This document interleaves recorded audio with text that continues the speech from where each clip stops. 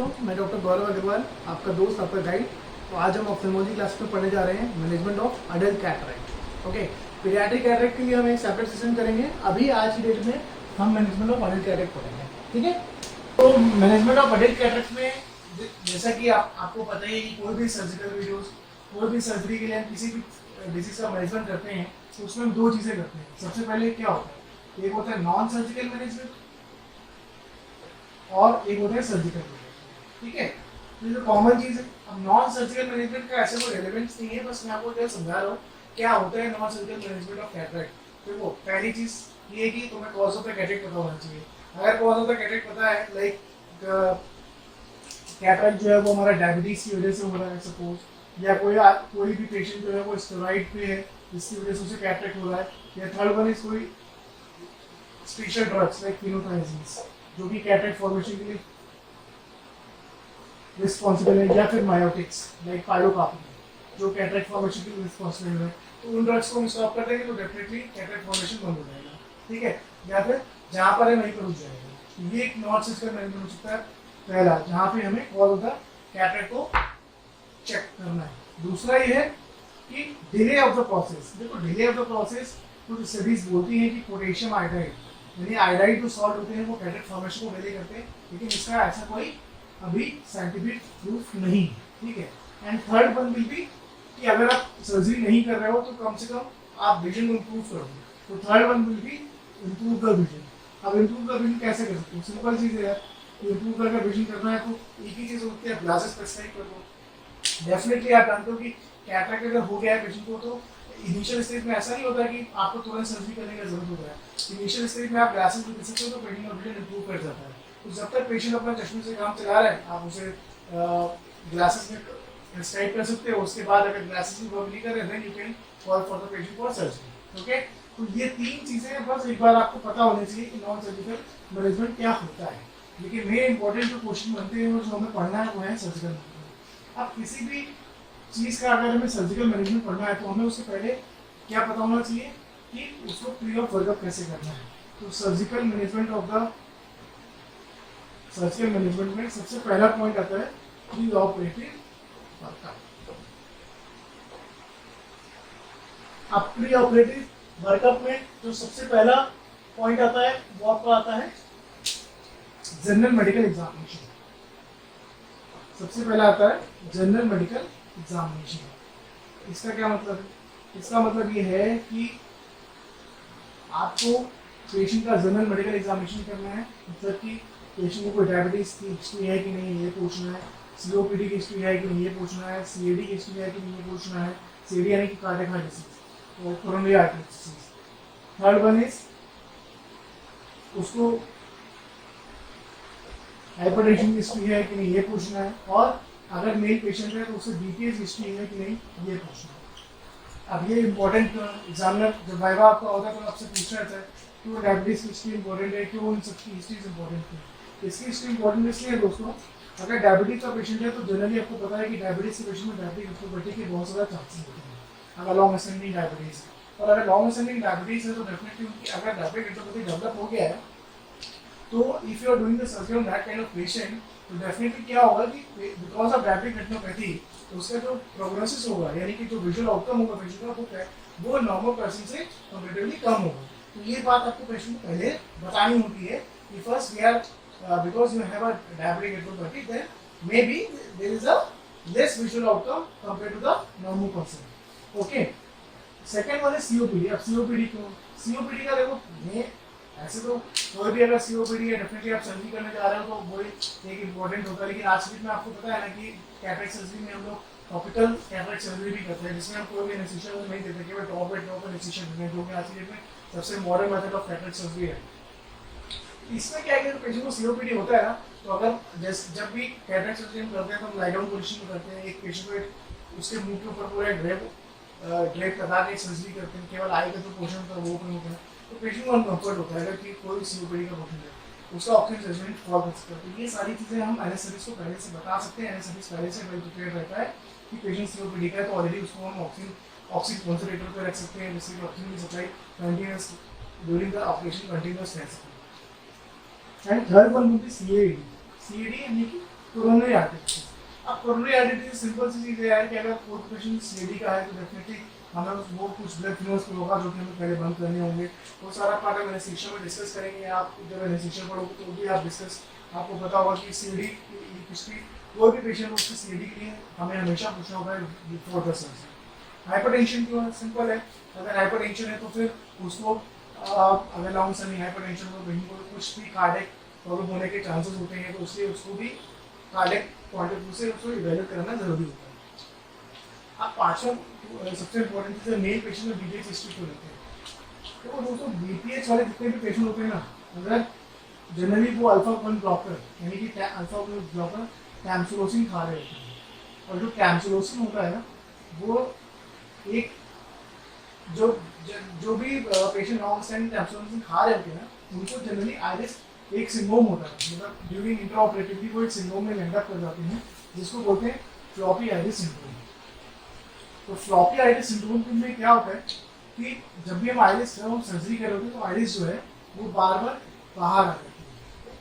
वो फिर उस पेशेंट के लिए हमें पहले से प्रिपरेशन करनी होती है जिससे कि ये सिंड्रोम या ये प्रॉब्लम हमें ड्यूरिंग द सर्जरी ना हो। ठीक है, तो इसलिए मेल पेशेंट में बीपीएच हिस्ट्री लेना बहुत इंपॉर्टेंट होता है। तो ये सारे क्वेश्चन जो मैंने पूछे हैं ये आपके वाइवा के लिए भी इंपॉर्टेंट है, या फिर कभी भी एम्स के क्वेश्चन, एम्स में आ सकता है क्वेश्चन, आपको टेस्ट में देंगे और उससे पूछेंगे कि उसका क्या रेलेवेंस। अब तो फर्स्ट पॉइंट हमने डिस्कस कर लिया जनरल हिस्ट्री। अब सेकंड पॉइंट जो होता है वो है हमारा ऑक्यूलर एग्जामिनेशन। तो हमें ऑक्यूलर में क्या क्या एग्जामिनेशन करना है? तो ऑक्यूलर एग्जामिनेशन में तो हमारा सबसे पहला पॉइंट होता है वो होता है विजुअल असेसमेंट। अब विजुअल असेसमेंट क्यों इम्पोर्टेंट है? विजुअल असेसमेंट मतलब कि पेशेंट को अभी जब हम कैटरेक्ट सर्जरी कर रहे हैं उस आई में कितना उसका विजन है, तभी तो हम उसको एसेस कर पाएंगे ना। सपोज किसी पेशेंट का तो विजुअल एक्टिविटी है वो अभी 6/60 है। अब ये बात हम ऑप्टिक्स एंड रिफ्रैक्शन में पूरा डिस्कस करेंगे कि इससे भी काफी ज्यादा क्वेश्चन आते हैं कि what do you mean by 6/60, what do you mean by 6/24। वो सारी चीजें हम वो सारी चीजें हम आगे पूरा डिस्कस करेंगे कि 6/60 का क्या मतलब है, 6/24 का क्या मतलब है, क्योंकि विजुअल एक्टिविटी से भी काफी सारे क्वेश्चन आते हैं। लेकिन अभी इंपॉर्टेंट ये है कि प्री ऑफ इवैल्यूएशन में विजुअल असेसमेंट करना जरूरी है, पेशेंट का विजन नोट करना इंपॉर्टेंट होता है। सेकंड फिर है हमारा एंटीरियर सेगमेंट इवैल्यूएशन। अब ये तो आपको मेरी वीडियो से पता ही है कि एंटीरियर सेगमेंट क्या होता है। तो एंटीरियर सेगमेंट इवैल्यूएशन क्यों हो रहा है? एंटीरियर सेगमेंट इवैल्यूएशन इसलिए हो रहा है क्योंकि हमें पता रहना चाहिए ना, ये सारी चीजें जो भी हम इवैल्यूएशन कर रहे हैं वो पेशेंट की प्रॉब्लम्स को डिफाइन करने के लिए कर रहे हैं। यानी कि एंटीरियर सेगमेंट में पहले हमें देखना है कि पेशेंट की कॉर्निया में कोई दिक्कत तो नहीं है। सपोज अगर उसकी कॉर्निया में कोई कॉर्नियल ओपेसिटी है या अगर पहले से कॉर्निया में कोई भी दिक्कत है तो डेफिनेटली जो पेशेंट का जो विजन होगा वो सब नॉर्मल होगा। तो ये बात हमें पहले से पता होनी चाहिए कि पेशेंट की कॉर्निया कैसी है, और उसी के अकॉर्डिंगली हम अपने आप को प्रिपेयर कर सकते हैं। अगर पेशेंट की कॉर्निया के एंडोथेलियम सेल काउंट लेस कम है तो वो उस चीज़ों के लिए हमें कुछ अलग प्रिपरेशन करनी होगी। वो सारी बातें हम आगे सर्जिकल मैनेजमेंट में डिस्कस करेंगे आपसे। फिर कॉर्निया देख लिया, कॉर्निया के बाद फिर हमने आइरिस देख लिया कि आइरिस में कोई पिगमेंट्स तो नहीं है, कोई साइन ऑफ यूवेरिटिस तो नहीं है। फिर आइरिस के बाद हमने एंटीरियर चैम्बर देखा, एंटीरियर चैम्बर में एंटीरियर चैम्बर की डेप्थ देखी। क्यों देखी? एंटीरियर चैम्बर की डेप्थ क्या है, एंटीरियर चैम्बर की डेप्थ में कोई उसको साइन ऑफ ग्लोकोमा तो नहीं दिख रहा है। तो ये सारा इवैल्यूएशन में करना होता है कि कोई से ग्लोकोमा तो नहीं है, कोई से यूवेरिटिस का साइन तो नहीं है, कोई कॉर्नियल ओपेसिटी तो नहीं है। तो ये हमने सारा कुछ एंटीरियर चैम्बर में इवैल्यूएशन किया उसका। उसके बाद एंटीरियर चैम्बर के बाद तो थर्ड इंपॉर्टेंट पॉइंट आता है वो होता है पीपल का असेसमेंट। पीपल का असेसमेंट क्यों कर रहे हैं? कोई भी आरआईपीटी तो नहीं है। अब आरआईपीटी रिलेटिव एफरेंट पिगमेंट इफेक्ट क्या होता है वो बातें हम न्यूरो के कोर्स में डिस्कस करेंगे। अभी आप इतना समझिए कि आरआईपीटी जो है वो एक पिपलरी का एक डिफेक्ट है। नॉर्मली जो है पीपल जो कैसे रिस्पॉन्ड करती है और आरआईपीटी में कैसे रिस्पॉन्ड करती है, क्यों रिस्पॉन्ड करती है, वो सारी बातें न्यूरो के लेक्चर में करेंगे। तो पिपलरी डिफेक्ट के लिए हमें जरूर देखना होता है, ठीक है, आरआईपीटी उसमें देखना होता है। अब इसके बाद आता है आईओपी। आईओपी मेजरमेंट करते हैं कि पेशेंट का आईओपी कितना है, यानी कि इंट्राओकुलर प्रेशर कितना है। अगर इंट्राओकुलर प्रेशर बढ़ा हुआ है तो डेफिनेटली पहले हमें उसको कम करना होगा, तभी हम सर्जरी कर सकते हैं। क्योंकि बड़े इंट्राओकुलर प्रेशर में सर्जरी करते हैं तो बहुत सारे कॉम्प्लिकेशन हो सकते हैं, इसलिए इंट्राओकुलर प्रेशर को मेजर करते हैं। उसके बाद फिर हम बाकी एडनेक्सा देखते हैं। एडनेक्सा का मतलब होता है कि चार, एडनेक्सा का मतलब है कि हम लेट देखते हैं लेट में कोई साइन ऑफ इन्फेक्शन तो नहीं है, कंजक्टिवा देखेंगे। कंजक्टिवा का कल्चर भी कराते हैं। कंजक्टिवा का कल्चर क्यों कराते हैं? क्योंकि कुछ कंजक्टिवा स्वैब लेके उसका कल्चर कराते हैं कि कोई इसमें कोई माइक्रो ऑर्गेनिज्म तो नहीं है, कोई इन्फेक्टेड से नहीं है। ये हमारा फ्री ऑफ वर्क होता है। तो हमने लेट डेक्सा देख लिया, लेक्राइमल एपरेटिस देख लेते हैं कि लेक्राइमल एपरेटिस में कोई डेक्लोवर्नाइटिस या कोई डेक्रोसिसाइटिस के कोई फीचर्स तो नहीं है, या फिर फंक्टम से कोई डिस्चार्ज तो नहीं आ रहा, पेशेंट से कोई डिस्चार्ज तो नहीं आ रहा। वो सारी चीज़ें हम लेट डेक्सा में डिस्कस करते हैं। उसके बाद मोस्ट इंपॉर्टेंट चीज़ है कि हम उसका फंडस इवैल्यूएशन करते हैं। अब फंडस इवैल्यूएशन हो सकता है एग्जामिनेशन होकर रेटिना। कोई भी पेशेंट को जब हम सर्जरी करते हैं तो उसका रेटिना एग्जामिनेशन कंपलसरी होता है।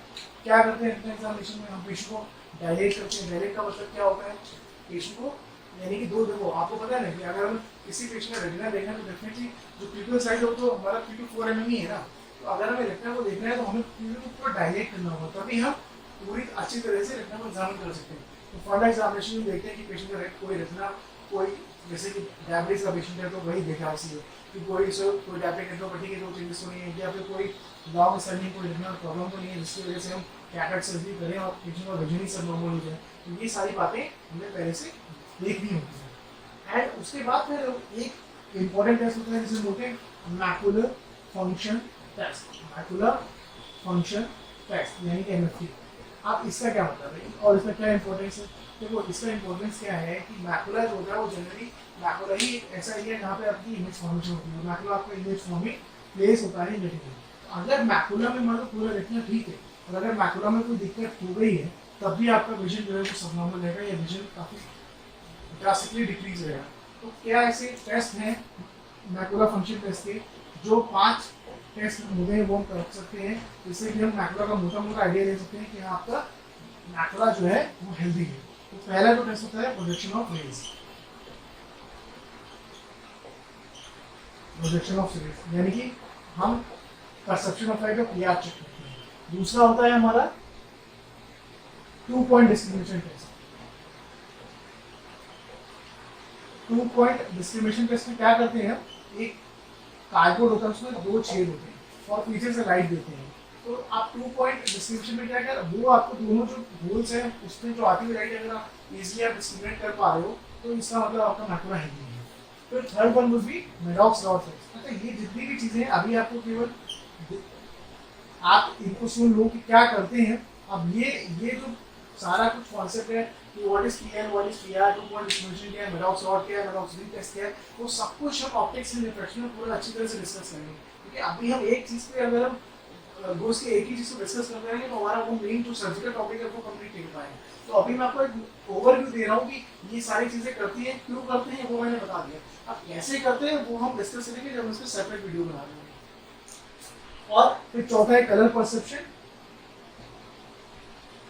और पांचवा है एंटॉप्टिक फिनोमेना। अब ये सब क्या होता है वो सब चीजें हम ऑप्टिक्स एंड रिफ्रैक्शन में अच्छे से डिस्कस करेंगे। ठीक है, तो ये हमारा होता है मोटा मोटा कि हमने ऑक्यूलर एग्जामिनेशन कर लिया पेशेंट को कि मैकुला उसका हेल्दी है कि नहीं, ये पता लगा लिया कि जब हम सर्जरी करने जा रहे हैं तो हम कितनी उसे रोशनी दे पाएंगे पेशेंट को, पता तो होना चाहिए ना। इसके बाद फिर मान लो ये सब सही है, पेशेंट को सब कुछ कॉर्निया भी अच्छा है, पेशेंट का एवरीथिंग इज फाइन, लेकिन कुछ ऑब्जेक्टिव असेसमेंट भी मान लो तभी पेशेंट को मान लो अगर हमें और असेस नहीं कर पा रहे हैं या कुछ छोटे बच्चे होते हैं जिनको हम असेसमेंट नहीं कर पाते हैं तो उनके लिए कुछ ऑब्जेक्टिव असेसमेंट ऑफ टेस्ट होते हैं जिसमें हमारा ERG, EOG यानी कि इलेक्ट्रोरेटिनोग्राम, इलेक्ट्रोऑक्यूलोग्राम और VAP विजुअल इमेज पोटेंशियल, ये टेस्ट हम करते हैं। ये हमारा कॉर्टिकल ब्राइटनेस के टेस्ट होते हैं। तो इन टेस्ट का क्या इंडिकेशंस है वो हम डिस्कस करेंगे जब न्यूरोऑफ्थल्मोलॉजी पार्ट है। और फिर हमारे पास होता है केराटोमेट्री जो सबसे इम्पोर्टेंट चीज है एंड बायोमेट्री। अब इसका क्या देखो, केराटोमेट्री का मतलब क्या है कि केराटोमीटर और केराटोमीटर क्या करता है कॉर्नियल कर्वेचर को पता करता है। तो जैसा कि तुम्हें पता ही है आप लोगों को कि जो कॉर्नियल कर्वेचर होता है तो cornea is like a elliptical होती है। तो जब कॉर्निया इलिप्टिकल होती है तो उसका एक वर्टिकल डायमीटर होता है, एक हॉरिजॉन्टल डायमीटर होता है कि नहीं होता है? तो इसीलिए उससे जो दोनों डायमीटर होते हैं उनकी वैल्यू हमें पता करनी पड़ती है, तभी तो हम लेंस की पावर का कैलकुलेशन कर पाएंगे। तो इसीलिए हम K1 K2 की वैल्यू जो है वो पता करते हैं वाया केरेटोमीटर। बायोमेट्री का मतलब क्या है? बायोमेट्री का मतलब ये है कि हम ए स्कैन के थ्रू एक्सेल लेंथ को पता करते हैं। A scan is the name of instrument जिसके थ्रू हम एक्सेल लेंथ को पता करते हैं, तभी तो हम कैलकुलेट कर पाएंगे। अगर आपने मेरी लास्ट वीडियो देखी हो तो हमने उसमें आपको बताया था कि आई जो है बेसिकली इसमें फिजिक्स लग रही है। फिजिक्स कैसे लग रही है? अगर पुराना मैं डायग्राम फिर से डायग्राम वैसे ही बनाता हूँ। सपोज ये आपका लेंस है, ये आपका मैकुलर का एरिया हो गया, यहाँ पे आपकी कॉर्निया होगी, और ये आपका यहाँ पे आपका आइरिस होगी। अब आप मेरे को ये बताओ कि आप ये लेंस निकालने जा रहे हो नहीं, और इस लेंस को निकाल के आप एक यहाँ पे नया लेंस डालने जा रहे हो, तो अगर आपको ये पता नहीं होगा कि उस लेंस का नंबर क्या है, क्योंकि ये लेंस ये जो पुराना वाला लेंस है वो तो 16 डायप्टर का 16 to 18 डायप्टर तक पावर इम्पार्ट करता है। अब ये उसका ये हम किस पावर का लेंस डालें जिससे कि पेशेंट का विजन 6/6 हो जाए, या पेशेंट का जो विजन है जो वो चाहता है वो हो जाए, तो उसके लिए हमें कैलकुलेशन करना होगा। और कैलकुलेशन कैसे करना होगा? वो सारे फैक्टर्स उसके लिए रिस्पॉन्सिबल होंगे जो पहले पावर देते। तो सबसे मोस्ट इंपोर्टेंट पावर पहले कॉर्निया कितना दे रहा था? 44 दे रहा था। तो अगर यहाँ पर कुछ प्रॉब्लम होगा तब भी तो लेंस का पावर यहाँ चेंज हो जाएगा ना, क्योंकि ये सब इक्विलिब्रियम में रहते हैं। एक ऐसे लेंथ हमने बताई थी आपको कि courses surface of the cornea से लेके anti segment of the retina के बीच का जो लेंथ है वो एक्सेल लेंथ है। अब ये लेंथ क्यों नापते हैं? ये लेंथ नापने के बाद ही तो हम कैलकुलेट कर पाएंगे ना, क्योंकि वो अलग रिफ्रैक्टिव इंडेक्स से रेज जाती है और वापस आती है। वो सब चीजें आप पोस्ट ग्रेजुएशन के लेवल पे है, लेकिन आपको ये पता होना चाहिए कि क्या क्या मेजरमेंट करते हैं। तो एक्सेल लेंथ नापी है हमने, रेटोमेट्री नापी, एक फॉर्मूला होता है उसमें लगाते हैं, और उसके बाद हमें आई पावर का कैलकुलेशन आ जाता है। अगर आप इसके अंदर और कुछ जानना चाहते हो तो आप मेरे को शेयर करो, मैं आपको वो भी डिटेल बताऊंगा, लेकिन अभी के टाइम पर मैं केवल आपको डिटेल शेयर कर रहा हूँ, क्योंकि नहीं तो फिर हम टॉपिक से हट जाएंगे। ठीक है, तो अभी तो ये होता है हमारा केरेटोमेट्री एंड बायोमेट्री। तो केरेटोमेट्री बायोमेट्री के थ्रू हमने किस पावर का लेंस डालने जा रहे हैं पेशेंट को वो हमें पता लगा। अच्छा, एक चीज रह गई कि अगर हमें ए स्कैन की बात करें तो बी स्कैन की बात भी कर लेते हैं। क्वेश्चन ये आता है कि what is A scan and what is B scan. तो देखो, ए स्कैन जो है ना उसको बोलते हैं एम्पलीट्यूड स्कैन, एम्पलीट्यूड स्कैन, और ये स्कैन के थ्रू हम पता करते हैं एक्सियल लेंथ। ठीक है, अब एक चीज अभी हमने बोला था ना कि हर पेशेंट की हम फंडस एग्जामिनेशन करते हैं। अब लेकिन मान लो अगर किसी पेशेंट को मैच्योर कैटरेक्ट है, मतलब ये मान लो पेशेंट है तो इसको मैच्योर कैटरेक्ट हुआ, यानी कि पूरा यहाँ पे कैटरेक्ट जो है वो पूरा उसने विजुअल एक्सिस को पूरा ब्लॉक कर दिया। तो जब हमने अगर मान लो हमने ट्रीटमेंट डायरेक्टली कर दिया but we can not assess the fundus of the patient, तब हम क्या करेंगे? तो हम कैसे पता लगाएंगे कि पेशेंट को रेटिना में कोई प्रॉब्लम तो नहीं है, कोई रेटिनल डिटैचमेंट तो नहीं है? उसके लिए एक मशीन है जिसे बोलते हैं बी स्कैन, और इसको बी का मतलब होता है ब्राइटनेस स्कैन। इस बी स्कैन के थ्रू हम पता लगाते हैं कि दिस इज बेसिकली ये अल्ट्रासाउंड, दोनों ही ए स्कैन और बी स्कैन दोनों ही अल्ट्रासाउंड मैकेनिज्म पे काम करते हैं। कैसे करते हैं वो हम बातें डिस्कस करेंगे जब हम आपका पूरा हम इनोवेशंस या जितना भी एडवांसमेंट है ऑप्थेल्मोलॉजी में, और जो भी मशीन्स है ऑप्थेल्मोलॉजी में, केरेटोमीटर हुआ, ए स्कैन हुआ, बी स्कैन हुआ, ऑटो रिफ्रैक्टोमीटर हुआ, वो सारी बातें हम वहाँ पे डिस्कस करेंगे। अभी आप समझो ए स्कैन क्या करता है और बी स्कैन क्या करता है, क्यों यूज होता है। ए स्कैन का यूज होता है एक्सेल लेंथ के लिए, और बी स्कैन का यूज होता है वो immature cataract fundus retina की इंटीग्रिटी पता करने के लिए होता है कि रेटिना नॉर्मल है कि नहीं। ठीक है, अब क्या, अब हमने पेशेंट को पूरा एसेस कर लिया, अब हमने कहा कि हाँ ठीक है पेशेंट को हमने पावर में निकाल लिया। अब क्या करना है? अब हमें सर्जरी करनी है, बेसिकली सिंपल है। तो जब आप सर्जरी करनी है तो सर्जरी करने के लिए कुछ उसको बताना होगा कि भाई कुछ उसे फ्री ऑफ मेडिकेशन देनी होंगी, कि अगर मैंने तो क्या फ्री ऑफ मेडिकेशन होती हैं जो हम पेशेंट को देते हैं, और कुछ इंट्राऑपरेटिवली या जस्ट ऑपरेशन में कुछ जस्ट पहले देते हैं, कुछ ऑपरेशन 2-3 दिन पहले देते हैं। तो क्या चीजें हैं? तो पहला तो सबसे पहला जो है हमारा वो होता है कि जनरली 3 to 4 days बिफोर हम पेशेंट को एंटीबायोटिक आई ड्रॉप प्रिस्क्राइब करते हैं, इन विच आए उसमें उसकी सर्जरी हो रही है। ठीक है, तो ये हो गया। बाकी जब पेशेंट हमारे पास आ जाता है ऑपरेशन थिएटर के पहले, तब हम पेशेंट को आईओपी लोअरिंग ड्रग्स देते हैं। आईओपी लोअरिंग ड्रग्स क्यों दे रहे हैं? देखो यार, जो भी हम सर्जरीज कर रहे हैं, अभी हम आगे डिस्कस करने वाले हैं इस वीडियो में, तो इसलिए लास्ट में वीडियो देखना। जो भी हम सर्जरीज कर रहे हैं, एक्सरसाइज कर रहे हैं, फेको कर रहे हैं, जनरली जब फेको करते हैं तो उसमें डेफिनेटली जो हमारा नॉर्मल इंट्राऑक्यूलर प्रेशर होता है वो 21 mmHg के आसपास होता है, जो कि 10 to 21 mmHg के आसपास होता है। बट इंट्राऑक्यूलर प्रेशर बढ़ जाता है जब हम सर्जरीज करते हैं। तो इवन अगर पेशेंट का पहले से इंट्राऑक्यूलर प्रेशर बढ़ा होगा तो हमें सर्जरी करने में बहुत प्रॉब्लम आएगा। तो इसलिए पहले से ही हम एक डायमॉक्स यानी कि एसिटाजोलामाइड, जो एक इसका नेम ऑफ सॉल्ट है और ये ट्रेड नेम होता है एसिटाजोलामाइड, ये आप अभी पढ़ोगे फार्माकोलॉजी में, जो कि आईओपी लोअरिंग ड्रग्स होती हैं। ये हम पेशेंट को टैबलेट देते हैं जिससे कि उसका pressure just before the surgery decrease होता है, ठीक है। और फिर जो थर्ड ड्रग है जो हम देते हैं वो होती है मिड्रियाटिक ड्रग। अब मिड्रियाटिक ड्रग तो देना जरूरी है ना भाई, क्योंकि पेशेंट की ट्यूपिल को डायलेट करना होगा तभी आप सर्जरी इजीली कर पाओगे। तो मिड्रियाटिक ड्रग यानी कि ट्रोपिकामाइड, जो कि मिड्रियाटिक ड्रग होती है वो हम पेशेंट को देते हैं जिससे कि उसकी ट्यूपिल डायलेट हो जाती है, ठीक है। तो ये 3 चीजें हैं जो हम फ्री ऑफ मेडिकेशंस देते हैं पेशेंट को सर्जरी के पहले। अब ये सब भी हो गया हमारा, पेशेंट फुल रेडी है। अब पेशेंट अंदर आ गया ओटी में। अब पेशेंट अंदर ओटी में आ गया तो हमें क्या देना है? अब ऑकुलर एनेस्थीसिया की बात आती है कि भाई उसको एनेस्थीसिया देना होगा ना। तो एक होता है जो पुराने जमाने में, पहले तो हमें पता होना चाहिए कि कौन कौन से ऑकुलर एनेस्थीसिया हमारे आज की डेट में दिए जा सकते हैं। ऑकुलर एनेस्थीसिया, अब सब कुछ हो गया, पेशेंट का डायलिटेशन हो गया, लेकिन उसको एनेस्थीसिया तो देना होगा ना। तो सबसे जो ओल्ड वर्जन ऑफ एनेस्थीसिया है वो है रेट्रो, फिर है रेट्रोबल्बर एनेस्थीसिया, फिर है पेरीबल्बर,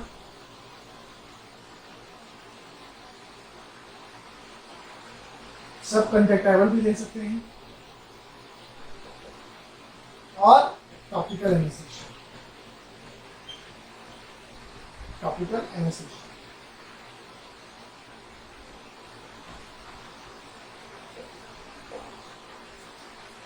अब सब कंजक्टाइवल और टॉपिकल एनेस्थीसिया तो अभी डिस्कस करेंगे, लेकिन सबसे पहले हमें ये पता होना चाहिए कि what is retrobulbar anaesthesia and what is peribulbar anaesthesia, क्योंकि बहुत कंफ्यूजन होता है कि क्या होता है, समझ में आता नहीं है, हम लोग बस इसको रट लेते हैं।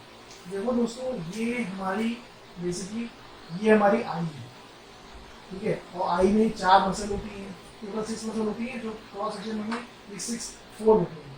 और यहाँ से हमारी ऑप्टिक नर्व है वो पीछे तक जाती है और ब्रेन में जाके हमें सिग्नल पास करती है। तो बेसिकली क्या होता है ना कि जब आप एक 3 डायमेंशन में देखोगे आई का, तो उसमें 6 मसल जो है वो एक बॉल है, बॉल में ऐसे एक muscle, second one, third one, fourth one और बीच में ऑप्टिक नर्व, एक ऑप्टिकल एक पूरा कोन बनता है, एक कोन होता है, ठीक है। तो जब आप इस कोन में जाके इंट्राकोनल एनेस्थीसिया दे रहे हो, इंट्रा यानी कि रेट्रो मतलब पीछे जा रहे हो, बिल्कुल इंट्राकोनल यानी कि इस स्पेस में जाके जब आप पेशेंट को एनेस्थीसिया दे रहे हो, जो हमारी नीडल इंसर्ट हो रही है वो इस स्पेस में जाके हो रही है, तो इसको बोलते हैं रेट्रोबल्बर एनेस्थीसिया, ठीक है। और अगर हमारी नीडल जो है यानी कि पेरीबल्बर का मतलब क्या है? बल के अराउंडिंग, सराउंडिंग में, ठीक है। तो ये हमारा मान लो आई है और ये हमारी मसल्स हैं और ये हमारी ऑप्टिक नर्व बीच से निकली है, ये हमारा स्पेस है। जब हम सराउंडिंग में यहाँ पे जब एनेस्थीसिया दे रहे हैं तो वो होता है पेरीबल्बर एनेस्थीसिया, ठीक है। आज की डेट में जनरली हम लोग रेट्रोबल्बर एनेस्थीसिया कभी नहीं देते हैं until unless ब्लॉक नहीं आता होगा। अगर जो मोस्ट कॉमनली जो ब्लॉक देने का तरीका है वो हमारा पेरीबल्बर एनेस्थीसिया है या फिर टॉपिकल एनेस्थीसिया, ठीक है। और एनेस्थीसिया के लिए आप फिर जब एनेस्थीसिया का जो चैप्टर है उसमें जब डिस्कस करेंगे तो और अच्छे से करेंगे। अभी हमारा फोकस है, अब हमने एनेस्थीसिया भी दे दिया। अब एनेस्थीसिया देने के बाद अब आते हैं डायरेक्टली टाइप ऑफ सर्जरी।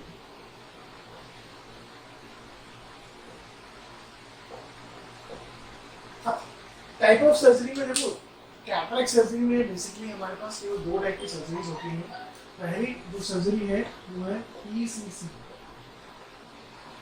दूसरा है ICC। ICC का मतलब क्या है? Intra capsular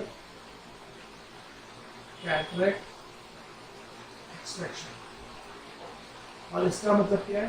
extra capsular cataract extraction. क्या डिफरेंस होता है? बहुत इंपॉर्टेंट है ये समझ में आएगा तभी आपको आगे ठीक से समझ आएगी, इसलिए ध्यान से देखो आप क्या इन दोनों में डिफरेंस। तो सबसे पहले तो ये बात करते हैं कि क्या कौन सी जो मेथड है वो पुराना है, कौन सा मेथड नया है। तो दोस्तों ICC जो है वो आपका पुराना मेथड है। आपको अभी समझ में भी आ जाएगा क्यों पुराना मेथड है। अच्छा, बेसिक आपको पता है ना कि अगर आई की हम बात करते हैं तो आई ये आपका कॉर्निया होता है, ये आपका नॉर्मल ये आपका रेड डायग्राम है, ये आपका लेंस है, यहाँ पे आपका आइरिस हो गया, यहाँ पे न्यूक्लियस हो गया, ठीक है। तो ये आपकी कॉर्निया है। अब आप मेरे को ये बताओ कि हमने लास्ट में डिस्कस किया कि जो लेंस है ना उसके सराउंडिंग में लेंस कैप्सूल भी है, एंडर कैप्सूल है, फोर्से कैप्सूल है, फिर आगे यहाँ पे इपिथेलियल्स भी है कि नहीं। इंट्रा कैप्सूलर कैटरेक्ट एक्सट्रैक्शन का मतलब ये होता है कि आपने along the लेंस कैप्सूल, मतलब आप अंदर गए एक गोल करके along the लेंस कैप्सूल आपने इसको कट किया और पूरा का पूरा न्यूक्लियस आपने इसको ऐसे सच बाहर निकाल लिया, इन टोटो बाहर निकाल लिया along the लेंस कैप्सूल। तो आपके पास ये बाहर आ गया और ये आपके जोनुलस वहीं पे ऐसे टूट गए और आपने पेशेंट को एफेटिक छोड़ दिया। एफेटिक का क्या मतलब हुआ? आपने लेंस पेशेंट को नहीं डाला, there is no lens in place of the inside the eye. That means कि एफेकिया मतलब देखो क्या होता है।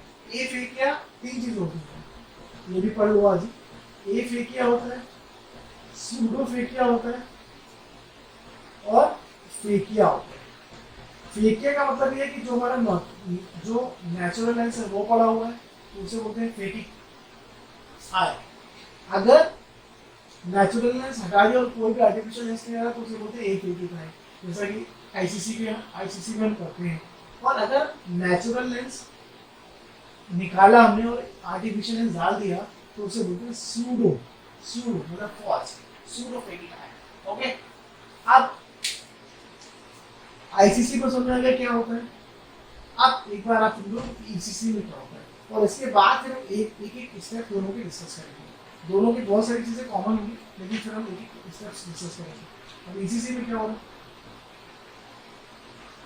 अभी आईसीसी में आपने देखा कि ये आपकी जो कॉर्निया थी, ये आपका लेंस था यहाँ पे, ये जोन्यूल्स थे, ये आइरिस हो गया यहाँ पे, और ये आपका एंटी कैप्सूल था।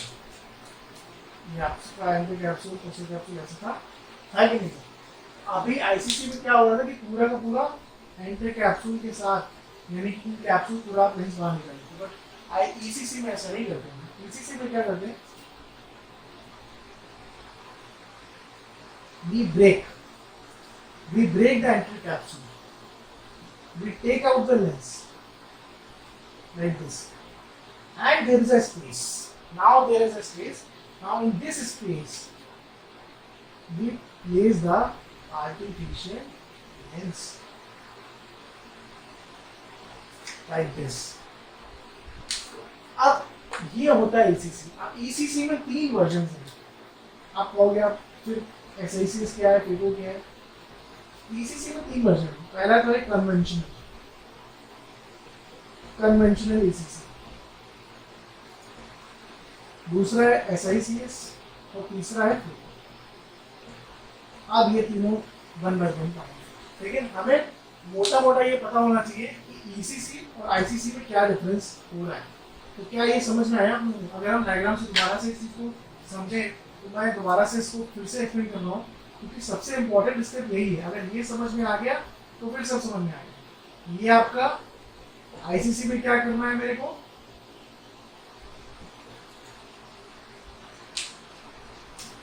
सपोज ये आपका लेंस है, तो आईसीसी में मैंने पूरा ये लेंस उड़ा दिया और मैं, क्योंकि मेरे पास कोई स्पेस ही नहीं है, मेरे पास कोई स्पेस ही नहीं है जहाँ पे मैं आर्टिफिशियल लेंस को प्लेस कर पाऊँ, इसलिए आईसीसी में मुझे मजबूरी में पेशेंट को एफएडी छोड़ना होता है because there is no space. Okay, और एसीसी में क्या था, सपोज ये हमारा लेंस है और ये हमारा लेंस है, बाहर जो ब्लैक में दिख रहा है वो आपका लेंस कैप्सूल है, तो मैंने क्या किया, make a hole in the anterior capsule, ठीक है। उसके बाद डिफरेंट मेथड से हमने न्यूक्लियस को एक्सट्रैक्ट किया या इमल्सिफाई किया हुआ है, अभी हम आगे पढ़ेंगे। And then we place the new artificial lens.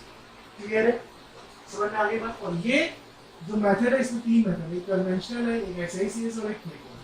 Clear है। अब हम बात करते हैं स्टेप्स, जो कि सबसे इंपॉर्टेंट है। मैं आपको वीडियोस के लिंक भी दूंगा कि कहाँ आप एसआईसीएस की वीडियोस डाउनलोड कर सकते हैं, यूट्यूब में देख सकते हैं, बहुत सारी एसआईसीएस की वीडियोस है। लेकिन जब तक आप यहाँ पे ये समझोगे नहीं ना कि हो गया है, तब तक आपको वहाँ समझ में कुछ नहीं आने वाला है। तो आप यहाँ पे समझो वीडियोस में कि बेसिकली हम क्या करने जा रहे हैं। तो अभी आपको समझ में आ गया कि ईसीसी में क्या होता है, आईसीसी में क्या होता है, आप कैसे करते हैं वो आपको। तो सबसे पहले हम बात करेंगे आईसीसी। अब आप मेरे को ये बताओ कि सपोज ये हमारी आई होती है, ये हमारा पीपी का एरिया होता है, सराउंडिंग में हमारी यहाँ पे कंजक्टिवा होती है, कंजक्टिवा के पीछे स्क्लेरा होती है कि नहीं होती है। तो अगर हमें आई से, आप ये तो आप समझ रहे हो ना कि यहाँ पे हमें पूरे के पूरा लेंस को बाहर निकालना है। तो जब पूरे के पूरे लेंस को हमें बाहर निकालना है तो आप मेरे को बताओ कि लेंस कहीं ना कहीं तो आपको एक होल करना होगा ना, तभी तो आप अंदर जा पाओगे कि नहीं जा पाओगे। तो उसके लिए आपको जो सराउंडिंग, ऐसा तो नहीं कि कॉर्निया में जस्ट आप होल करके घुस जाओगे अंदर, तो आपको क्या होगा, आपको सबसे पहले कंजक्टिवा को कट करना होगा। तो इसको बोलते हैं कंजक्टिवल पेरिटोमी। लेकिन कंजक्टिवल पेरिटोमी से पहले काम हम क्या करते हैं, पहले काम हम ये करते हैं, हालांकि हम पेशेंट को ऑपरेटर एनेस्थीसिया में दे रखा है, तो ऑपरेटर एनेस्थीसिया देने के बाद क्या होता है कि पेशेंट का आईज मूव नहीं करती है। लेकिन जब हम पेशेंट के सुपीरियर साइड बैठ के जब सर्जरी कर रहे होते हैं ना, तो हमें बेटर एक्सपोजर के लिए हम सुपीरियर रेक्टस सुचर लगाते हैं। अब वो क्या होता है, उसको समझने के लिए मैं आपको मॉडल के थ्रू समझाता हूँ। तो मॉडल के थ्रू देखो मैं समझाऊंगा कैसे आप सुपीरियर। अच्छा, आपको मोटा मोटा ही पता है ना कि ये हमारी टोटल 6 मसल होती है, superior rectus, inferior rectus, medial rectus, lateral rectus और इंफीरियर ऑब्लिक सुपीरियर होती है कि नहीं होती है। ये 6 मसल्स होती हैं हमारी। तो 6 मसल्स जो होती हैं वो कैसे काम करती है वो हम इसको इनको पढ़ेंगे, लेकिन अभी हमें मॉडल के थ्रू समझना है। तो अब कैसे, क्यों हमने ब्राइडल सुचर क्या होता है वो अभी समझना है। तो मैं मॉडल के थ्रू आपको बताता हूँ कैसे हम सुचर लगाते हैं और क्या होता है। तो देखो ये मॉडल है, ठीक है। यहाँ हमारा लेंस होता है, ये हमें पता है, ये हमारी कॉर्निया है कि नहीं। अब अगर आप ध्यान से देखो, ये मसल दोस्तों, ये मसल है, ये पूरा आई था ऐसे, ठीक है। अब आई में अगर मैं कहूँ कि ये सपोज करो ये आई है, एक बॉल है, तो बॉल के में ऊपर सुपीरियर रेक्टस है, नीचे इंफीरियर रेक्टस है, साइड में लेटरल है, फिर मीडियल रेक्टस है। तो ये सारी की सारी मसल एक बैलेंस में रहती है। जैसे कि आई हमारी जो होती है वो सेंट्रल पोजीशन पे फिक्स रहती है। लेकिन मेरे को क्या करना है, मेरे को सुपीरियर भी केवल वहाँ पे पेरिटोमी करनी है ना, भाई मेरे को जो सेक्शन बनाना है वो सुपीरियर बनाना है। तो जब सुपीरियर सेक्शन बनाना है तो मुझे सुपीरियर का एक्सपोजर ज़्यादा चाहिए। जब सुपीरियर का एक्सपोजर ज़्यादा चाहिए तो मैं क्या करूँगा, सुपीरियर रेक्टस को टाई कर दूंगा, एक सुचर लगा हुआ है और सुपीरियर रेक्टस को टाई करूँगा। तो जब सुपीरियर रेक्टस टाई होगी, मैं जब सुपीरियर रेक्टस को खींचूंगा तो क्या होगा, मुझे सुपीरियरली एक्सपोजर ज़्यादा मिलेगा। तो सबसे पहले ये बात समझ आ गई क्यों मैंने सुपीरियर रेक्टस मसल को वहाँ पर सुचर लगाए, और इस सुचर को जो नाम देते हैं वो होता है ब्राइडल सुचर, ठीक है। तो सबसे पहला काम हमने किया ब्राइडल सुचर।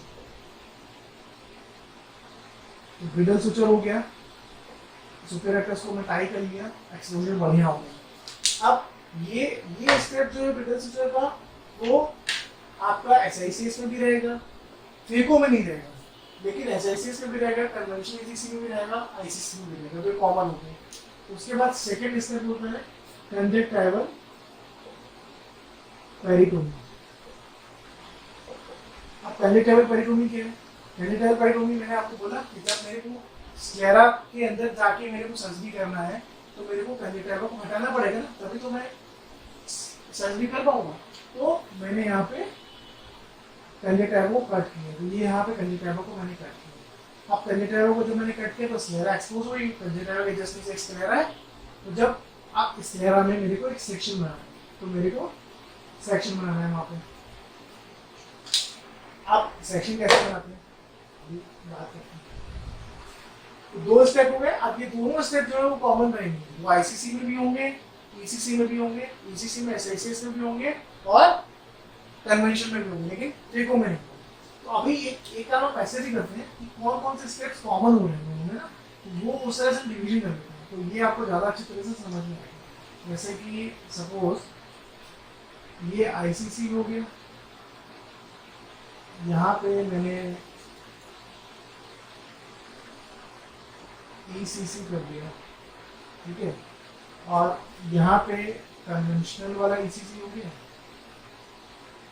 यहाँ पे एसआईसीएस हो गया और यहाँ पे ट्रेको। अब हम बात करते हैं स्टेप्स की। स्टेप्स में जो पहला स्टेप है जिसे हम रीगल सूचर बोलते हैं, ये आईसीसी में होगा, कन्वेंशन में होगा, एसआईसीएस में होगा, ट्रेको में, ठीक है। सेकेंड स्टेप जैसे मैं बोला कंजक्टिवल पेरिटोमी, आईसीसी में होगा, कन्वेंशन में होगा, एसआईसीएस में होगा, ट्रेको में, ठीक है। थर्ड स्टेप क्या है जो भी डिस्कस करना है, कॉर्नियो स्क्लेरल सेक्शन। अब कॉर्नियो स्क्लेरल सेक्शन जो है वो आईसीसी में होगा, कन्वेंशन में होगा, एसआईसीएस में होगा, ट्रेको में हो भी सकता है, नहीं भी हो सकता है, ठीक है। अब कॉर्नियो स्क्लेरल सेक्शन क्या होता है, तो ये बातें क्लियर हो गई। अब बात करते हैं कॉर्नियो स्क्लेरल सेक्शन क्या है। तो दोस्तों हम कहाँ पर थे, हम डिस्कस कर रहे थे कॉर्नियो स्क्लेरल सेक्शन पे। ये बहुत इंपॉर्टेंट चीज़ है कि क्या होता है कॉर्नियो स्क्लेरल सेक्शन। तो सबसे पहले हमने तीन चीज़ें पहले डिस्कस कर रखी थी। पहली चीज़ क्या थी, सबसे पहले हमने प्रेडल सूचर लिया। तो प्रेडल सूचर क्यों लिया, क्योंकि हमें सुपीरियर, बिकॉज जनरली हम जो भी आईसीसी करते हैं, ईसीसी करते हैं, वो सुपीरियरली करते हैं, पेशेंट के सुपीरियर बैठ के करते हैं। तो हमें सुपीरियर जो पार्ट ऑफ ग्लोब है वो उसका एक्सपोजर चाहिए, तो हमने सुपीरियर रेक्टस को एक सूचर लगाया और उसे थोड़ा सा रिट्रैक्ट किया। जब उसको रिट्रैक्ट किया तो जो ग्लोब का जो एक्सपोजर है वो हमारा अच्छा हो गया, तो हमें सर्जरी करने में ईज रहेगा। तो इसलिए हमने सबसे पहले सुपीरियर रेक्टस को सूचर लिया, जिसको हम प्रेडल सूचर बोलते हैं। उसके बाद हमने कंजक्टिवल पेरिटोमी करी, यानी कि कंजक्टिवल को कट किया, जहां पे हमें स्क्लेरा पे सेक्शन बनाना है। अब नेक्स्ट स्टेप जो होता है वो होता है कॉर्नियो स्क्लेरल सेक्शन। तो कॉर्नियो स्क्लेरल सेक्शन में क्या होता है, इसके 3 पार्ट्स होते हैं। सबसे पहला पार्ट जो है वो स्क्लेरा का पार्ट है। तो स्क्लेरा पे आपको एक सेक्शन बनाना है। अब अगर आप थोड़ा सा फिर से एनाटॉमी को रिवाइंड करो, तो अगर मैं अभी आपको 3D में भी समझाऊंगा, पहले आप इसको 2D में समझो। सपोज करो ये कॉर्निया है और ये आपकी स्क्लेरा है, ऐसे तो होता है, ये कॉर्निया है, स्क्लेरा है, और ये आपका लेंस है, यहाँ पे आपके जोन्यूल्स हैं, ये आइरिस है, ओके। तो अब आपको बेसिकली कर क्या रहे हो, आप यहाँ पे एक कट लगा रहे हो, आप यहाँ पे एक कट लगा रहे हो, ठीक है। तो यहाँ पे कट लगा के आप डायरेक्टली एंटीरियर चैम्बर में एंटर कर रहे हो। ऐसा समझो आप कि थोड़ा सा मैं थोड़ा सा बड़ा कुछ व्यू देता हूँ जिससे कि आपको समझ में आए। और एक चीज़ मैं आपसे और बोलना चाहूँगा कि मैं आपको वीडियोस के लिंक शेयर कर दूंगा। जैसे मैं अभी आपको यहाँ पे समझा रहा हूँ ना, आप उसके बाद वीडियोस जाके देखो, क्योंकि किताबों में कभी आप इन चीज़ों को देख के विजुलाइज नहीं कर सकते कि कैसे सर्जरी हो रही है। तो आपको डेफिनेटली एक बार वीडियोस जाके देखने होंगे, ईसीसी का वीडियो देखना होगा, एसआईसीएस का वीडियो देखना होगा। तो आप, मुझे लगता है कि जब आप ये पढ़ के, जब ऐसे वीडियोस मेरे देख के एसआईसीएस का वीडियोस देखोगे, बाकी सर्जरी के वीडियोस देखोगे, तो आपको इजीली समझ में आ जाएगा। और अगर उसके बाद भी आपको कोई प्रॉब्लम रहता है तो आप मेरे लिंक पे आप मेरे को शेयर करो, मैं उसके बाद फिर एक डाउट क्लास लूंगा और उस पर वो चीज़ क्लियर करूंगा। तो अभी हम बात कर रहे हैं कॉर्नियो स्क्लेरल सेक्शन पे। तो ये हमारा कॉर्निया है, ये हमारा स्क्लेरा है, ठीक है। फिर ये सपोज करो यहाँ पे हमारा लेंस होता है, ये हमारे जोन्यूल्स हो गए, ये हमारा यहाँ पे आइरिस हो गया, ठीक है। ये प्यूपिल का एरिया हो गया। अब जो भी हम एंटर कर रहे हैं वो हम बेसिकली कहाँ से एंटर कर रहे हैं? हम यहीं से तो एंटर कर रहे हैं, ये स्क्लेरा के पार्ट से एंटर कर रहे हैं। अब सपोज करो ये स्क्लेरा का, भाई स्क्लेरा में भी आपको पता है बहुत सारे लैमिले होते हैं, तो ये इतने सारे और सारे लैमिले होंगे, ये सारे, तो मैं इसको थोड़ा 3 डायमेंशन में समझाना चाहता हूँ। ये आपके यहाँ पे स्क्लेरा के लैमिले हो गए, यानी कि लेयर्स ऑफ स्क्लेरा हो गए, और वैसे ही यहाँ पे कुछ कॉर्निया की भी लेयर्स होंगी ऐसे, तो ये कॉर्निया की ऐसे लेयर होगी, हो गया, ठीक है। अब बेसिकली आपको क्या करना है, you have to enter the anterior chamber. तो आपको एंटीरियर चैम्बर में यहाँ से कुछ एंट्री करना है। तो आपने क्या किया, एक कट लगाया ऐसे, ये कट लग गया। अब इस कट के लगाने के बाद फिर आपने थोड़ा स्क्लेरा पे इंट्रालैमिनर कट लगाया, और इस तरह से कट लगा के यहाँ पे गए, और finally you entered in anterior chamber. Are you getting my point? Are you getting my point? तो अब यहीं पर जो कॉर्नियोस्क्लेरल सेक्शन है, यहीं पर डिफरेंस आता है कि ईसीसी आईसीसी का जो कॉर्नियोस्क्लेरल सेक्शन है वो अलग है, ईसीसी का, कन्वेंशनल ईसीसी का अलग है, फेको का अलग है, एसएसएस का अलग है। तो मैं सारी चीजें आपको एक ही जगह पे समझा रहा हूँ, आप फिर से समझो। जो आईसीसी में और ईसीसी का जो सेक्शन है, वो हमारा जो सेशन बनता है वो 10 o'clock से लेके 2 o'clock तक बनता है। मतलब जैसे आप आई को डिवाइड कर लो, तो ये आपका 12 o'clock हो गया आई का, ये आपका 12 के बाद यहाँ पे 1 हो गया, 2 हो गया, यहाँ पे आपका 11 आ गया, यहाँ पे 10 आ गया। तो जब आप सुपीरियर बैठे हो तो आपका जो इंसिजन लगेगा वो यहाँ से लेके यहाँ तक लगेगा, ऐसा आप सपोज करो, समझ रहे ना बात को। तो आप यहाँ पे आपको कैसे लगाना है इंसिजन, आपको स्क्लेरा, यहाँ पे केवल स्क्लेरा पे ही इंसिजन लगाते हैं, यानी कि लिम्बस के पास इंसिजन लगाते हैं। और लिम्बस क्या होता है, कॉर्नियोस्क्लेरल जंक्शन। तो कॉर्नियोस्क्लेरल जंक्शन पे आपने पूरा का पूरा स्क्लेरा पे इंसिजन ऐसे लगा दिया, और आप एंटीरियर चैम्बर में एंटर कर गए। ये सेम चीज हम करते हैं कहाँ पे, ईसीसी में भी यही करते हैं, आईसीसी में भी यही करते हैं। तो सबसे पहले हम एक ग्रुप बनाते हैं, एक स्क्लेरा पे हमने ग्रुप बनाया। अगर मैं इसको 3 डायमेंशन में समझाना चाहूँ आपको, तो मैं कुछ ऐसे समझाऊंगा आपको। आप देखो, अब आप देखो, ये आपका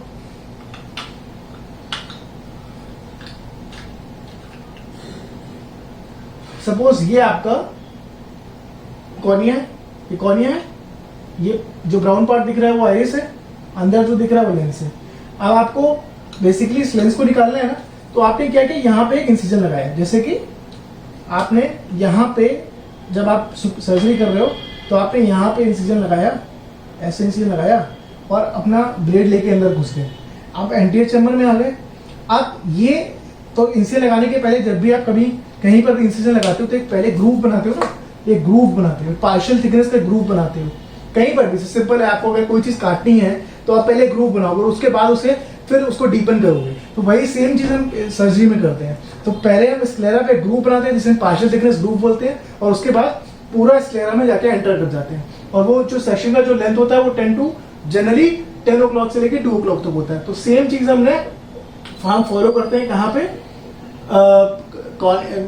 ईसीसी में, और कन्वेंशनल ईसीसी में, और आईसीसी में। तो यानी कि ये जो सेक्शन बनेगा वो यूनिप्लेनर सेक्शन होता है, यानी कि हम केवल एक ही प्लेन पे जा रहे हैं, मतलब केवल स्क्लेरा के प्लेन पे गए और हमने एंटीरियर चैम्बर में जाके एंटर कर गए। तो this is known as uniplanar section. But SICS में जो टनल बनाते हैं हम, जो कॉर्नियोस्क्लेरल टनल बनती है, वो ट्राइप्लेनर होती है। अब ये क्या मतलब होता है, ये भी बुक्स में लिखा होता है, लेकिन हम समझ नहीं पाते। तो वो चीज क्या है, वो चीज अभी जब हम एसआईसीएस डिस्कस करेंगे तो हम डिस्कस करेंगे। तो एसआईसीएस में जो टनल बनती है वो ट्राइप्लेनर होती है। और फेको में क्या होता है, फेको में जो कॉर्निया स्क्लेरा का कोई काम ही नहीं होता। कुछ लोग जो बिगिनर्स होते हैं फेको में, वो पहले कॉर्निया स्क्लेरा का सेक्शन बनाते हैं, लेकिन जो एक्सपीरियंस फेको सर्जन होते हैं वो कभी ना तो फेको में कंजक्टिवल पैरेटोमी होती है, और ना स्क्लेरा पे कोई इंसिजन लगाते हैं। हम डायरेक्टली कॉर्निया पे इंसिजन लगाते हैं। तो फेको पे हम क्लियर कॉर्नियल इंसिजन लेते हैं, ठीक है। तो अब एक मेरे को लगता है कि आपको व्यू बन गया होगा कि आईसीसी और कन्वेंशनल ईसीसी में जो हमारा इंसिजन होता है वो यूनिप्लेनर होता है, और स्क्लेरा पे होता है। SICS में that is known as small incision cataract surgery, उसमें भी जो इंसिजन होता है वो ट्राइप्लेनर होता है और स्क्लेरा के साथ साथ कॉर्निया में भी होता है। और फेको में जो इंसिजन होता है वो फेको में जो इंसिजन है वो बिल्कुल डिफरेंट टाइप के इंसिजन है, वो उसकी बात करेंगे, लेकिन उसमें इंसिजन स्क्लेरा पे होता ही नहीं है, उसमें डायरेक्टली इंसिजन जो होता है वो क्लियर कॉर्नियल होता है। ठीक है, इतनी बात समझ में आ गई। अब इसकी कैसे होता है वो हम अभी आपको डिस्कस करके बताते हैं। देखो भाई दोस्तों, फिर से देखो, ये आपका स्क्लेरा ऐसे कट हुआ, इंटेंचेबल में एंटर हो गया। अब ये 3 डायमेंशन में देखो, ये 3 डायमेंशन में कुछ ऐसे हो रहा होगा। ठीक है, अब SICS में क्या डिफरेंस हो रहा है? SICS में क्यों कह रहे हैं कि 3 प्लेनर इंसिजन है? SICS में इसलिए 3 प्लेनर है कि यहाँ पे क्या हुआ कि वो जैसे हमने पूरा एक ग्रुप बनाया यहाँ पे पार्शियल, और पार्शियल ग्रुप बना के इसको डीपेन किया ना। SICS में हम ऐसा नहीं करते। SICS में हम ये ग्रुप तो बनाते हैं लेकिन डीपेन नहीं करते उसे। हम क्या करते हैं, इंट्रालैमुलर ही पहले स्क्लेरा को, एक इंस्ट्रूमेंट होता है क्रीसेंट, जिसके थ्रू इंट्रालैमुलर, जैसे कि इसको अगर मैं तुम्हें समझाऊं, जैसे आप सपोज करो एक बुक है, इसको मैं आपको ऐसे समझाता हूं कि सपोज करो आपका ये एक बॉल है, सपोज करो, तो जब ये एक बॉल है तो इसमें आपने जब इंसिजन लगाया तो इनसे एक तो ये था कि आप इंसिजन लगा के अंदर डायरेक्टली चले गए, ठीक है, लेकिन इसमें आप इंसिजन लगा के डायरेक्टली अंदर नहीं जा रहे। इसमें क्या हो रहा है कि आप इंसिजन तो लगा रहे हो लेकिन उसके बाद उसके लैमेले में बीच में ही जा रहे हो, और जाते जाते आप कॉर्निया तक पहुंच जाते हो। कॉर्निया स्क्लेरल जंक्शन को भी आप क्रॉस कर देते हो और कॉर्निया के अंदर जाते हो, और कॉर्निया के अंदर जाके फिर एक लेवल के बाद आके कॉर्निया से एंट्री करते हो, तब आप एंटीचेम्बर पे आते हो। तो इससे पता है क्या हो रहा है? इससे ये हो रहा है कि जो इंसिजन का जो इफेक्ट है, जो ये सेल्फ सीलिंग इंसिजन होते हैं। इस टाइप के इंसिजन में सुचर लगाने की जरूरत ही नहीं होती। That's why small incision cataract surgery is known as sutureless cataract surgery. Incision बड़ा होता है, इंसिजन थोड़ा सा बड़ा होता है, उसमें 10 to 2 o'clock भी नहीं होता, उसमें 5 to 6 mm का इंसिजन होता है, लेकिन उसमें सेल्फ सीलिंग इफेक्ट आ जाता है। अब ये बात जो है वो भी और आगे हम डिस्कस करेंगे, लेकिन आप इतना समझने की कोशिश करो कि ये जो इंसिजन है, तो एक प्लेन कॉर्निया पे लगाया, फिर इंट्रा प्लेनर गए और फिर ट्राई प्लेनर, तो 1 प्लेन 2 प्लेन 3 प्लेन, इस टाइप का जो इंसिजन होता है वो आपका लगता है SICS में। फेको में कैसा लगता है? फेको में कुछ नहीं है। फेको में दोस्तों क्या है, डायरेक्टली आपने क्या किया, स्क्लेरा तो बिल्कुल इंटैक्ट था, आप डायरेक्टली कॉर्निया पे अंदर चले गए और कॉर्निया पे अंदर जाके आपने इंसिजन लगाया, और फिर न्यूक्लियस कैसे निकलेगा वो हम आगे बात करेंगे। तो ये सबसे पहले हमने बात कर ली इंसिजन साइड पे, तो ये बात क्लियर हुई है, ठीक है। अब आगे बढ़ते हैं। तो ICC में फिर से एक बार देखते हैं। ICC में कॉर्नियल, हम अभी कॉर्नियल स्क्लेरल जंक्शन की बात कर रहे हैं केवल, तो ICC कन्वेंशनल, ECC, SICS और फेको, ठीक है। ICC में कॉर्नियल स्क्लेरल सेक्शन में जो सेक्शन है वो यूनिप्लेनर होता है, यूनिप्लेनर यानी कि एक ही प्लेन होता है स्क्लेरा पे, ये भी यूनिप्लेनर होता है, सेम थिंग यहाँ पे। SICS में ये ट्राई प्लेनर हो जाता है, ट्राई प्लेनर। अब ट्राई प्लेनर कैसे हुआ? पहले स्क्लेरा पे एक कट लगा, फिर स्क्लेरा के लैमेले को हमने डिसेक्ट किया और फिर कॉर्निया में चले गए, और उसी के थ्रू कॉर्निया में जाके फिर हमने कॉर्निया सेंटर किया। तो 1 2 3, तो ये 1 प्लेन 2 प्लेन 3 प्लेन। और फेको में भी जो इंसिजन लगता है वो भी यूनिप्लेनर ही कह सकते हो। जनरली हम कोशिश करते हैं कि वो बाई प्लेनर हो, और उसका क्या मतलब है वो भी मैं आपको समझाता हूँ कैसे। फेको में जो, अगर इतना ना भी समझ में आया आपको तो भी चलता है, आप इतना ध्यान रखो कि फेको में जो इंसिजन लगता है वो कॉर्निया में लगता है डायरेक्ट। यहाँ पे स्क्लेरा पे लगता है पहला, यहाँ पे भी स्क्लेरा पे लगता है, और ये जो होते हैं वो सेल्फ सीलिंग नहीं होता है। ये भी सेल्फ सीलिंग है, ये भी सेल्फ सीलिंग है, ये दोनों सेल्फ सीलिंग नहीं, इसलिए इसलिए यहाँ पे आप सुचर लगाओगे। तो इतनी बात समझ में आ गई, यानी कि मोटा मोटा ये समझ में आया कि हम आँख के अंदर तो घुस गए भाई, ठीक है। अब आँख के अंदर घुस तो गए हैं, लेकिन अब करना क्या है? तो सबसे आपने कहाँ तक स्टेप कर लिया, आपके कॉर्नियल स्क्लेरल सेक्शन तक आ गए, और उसके बाद आप अंदर आ गए। अब आते हैं ICC में क्या हुआ। तो ICC का, अब ICC में पढ़ रहे थे, तो ICC में आप आँख के अंदर घुस गए। अब आपको ICC में करना क्या? आपको लेंस निकालना है, पूरा उसके साथ इंटैक्ट कैप्सूल के साथ निकालना है। तो भाई कैसे निकालोगे? तो सबसे पहले ये कि अगर आप जब लेंस निकालते हो, तो लेंस निकालने के बाद ICC में एफेकिया होने की वजह से विट्री जो पीछे का जो आपका विट्रियस होता है ना, वो कभी कभी प्यूपिलरी ब्लॉक ग्लूकोमा कर देता है, मतलब प्यूपिल को ब्लॉक करके ग्लूकोमा कॉज कर देता है। इसलिए आईसीसी में हम एक आईडेक्टमी करते हैं। मतलब आईडेक्टमी का मतलब क्या है कि जैसे मान लो आपने एक इंसिजन ऐसे लगाया, ये इंसिजन था आईसीसी का, ये आपकी आइरिस थी, ये आपकी आइरिस थी, ठीक है। तो आपने आइरिस में जाके एक छोटा, जब आप अपना इंस्ट्रूमेंट लेके गए तो आपने आइरिस में जाके एक छोटा सा होल बना दिया, यहाँ पे ये एक होल बना दिया इसमें, इसको बोलते हैं पेरिफेरल आइरिडेक्टमी। तो एक पेरिफेरल आइडेक्टमी कर दी, लेकिन अभी भी न्यूक्लियस है, अभी भी न्यूक्लियस गया नहीं है, उसको निकालना है। उसको कैसे निकालेंगे?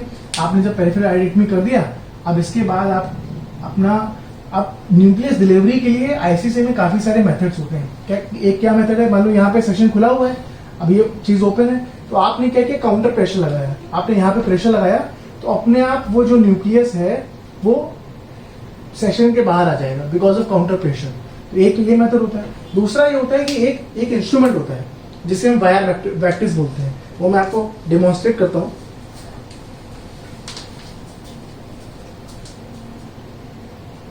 कि वायर वैक्टिस होता कैसा है। तो वायर वैक्टिस से जैसे समझ में आ रहा है ना कि एक वायर होगा, उसमें एक वैक्टिस होगा।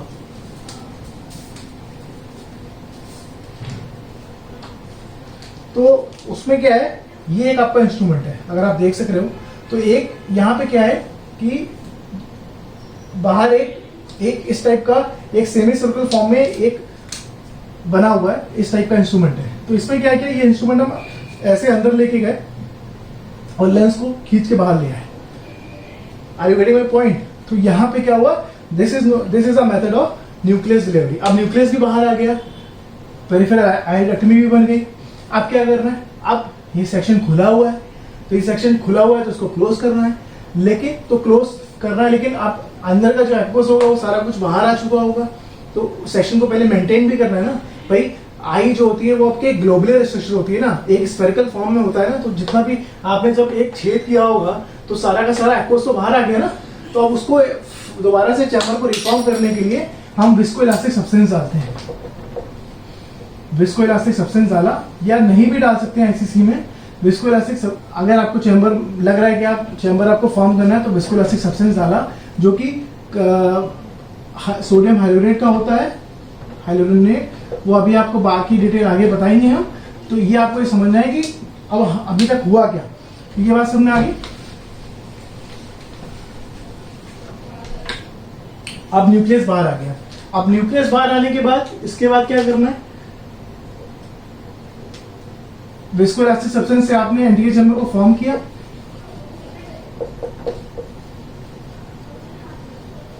एंटीरियर चैम्बर का फॉर्मेशन किया, और एंटीरियर चैम्बर का फॉर्मेशन के बाद फिर अब क्या करना है, क्लोज कर देना है। तो क्लोज कैसे करोगे, नायलॉन सुचर से करोगे। तो नायलॉन 10O यानी कि 10 उसका नंबर होता है, 10O सुचर से सेक्शन को क्लोज कर दिया। अब इसके बाद अभी आपने केवल स्क्लेरा को क्लोज किया है, लेकिन अभी तो जो ऊपर की कंजक्टिवा जो काटी थी वो तो कटी हुई ना, तो उसको भी दोबारा से जोड़ना है। तो उसको कैसे जोड़ते हैं, तो कंजक्टिवा को रिपोजिट करते हैं। तो उसके बाद फाइनली क्या होता है, रिपोजिशन ऑफ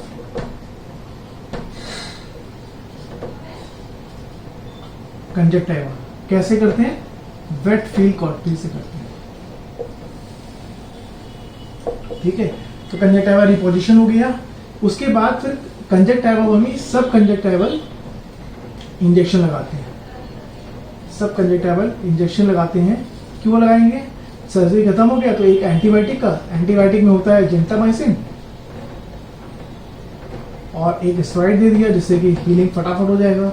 स्टेरॉइड में डेक्सा, तो डेक्सा और जेंटा का इंजेक्शन डेक्सामेथासोन है, तो डेक्सा और जेंटा का इंजेक्शन जो है वो लगा देते हैं। अब फिर से मैं आपको एक बार रिवाइज करा रहा हूँ पूरा आईसीसी, फिर से समझो क्या हुआ टोटली। मैं आपको डायग्राम में समझाऊंगा, ठीक है।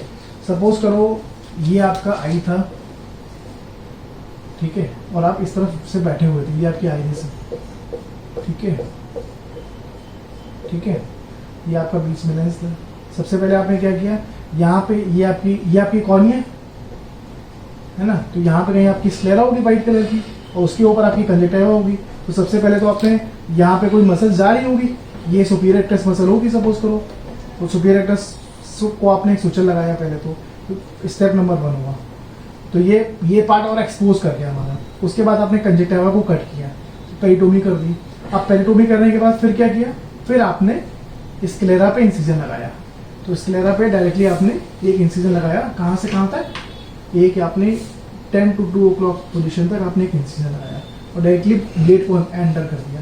जैसे आपने एंटर किया उसके बाद फिर आपने एक पेरिटोमी कर दी यहाँ पे, सॉरी पेरिटोमी नहीं, आइडेक्टमी कर दी, इसे बोलेंगे आइडेक्टमी। आप आइडेक्टमी के बाद फिर वायर वेक्टर्स के थ्रू आपने लेंस को बाहर निकाल लिया। वायर वेक्टर्स के थ्रू भी निकाल सकते हैं। एक क्रायोप्रोब होता है, क्रायोप्रोब भी होता है, उसके थ्रू भी आप लेंस को बाहर निकाल सकते हो। एक प्रोब लेके गए और लेंस को खींचते हुए बाहर आ गए। That could be a method of lens extraction, books में दिया हुआ है। तो वही मैं आपसे कह रहा हूँ, मैं आपको यहाँ पे कॉन्सेप्ट दे रहा हूँ।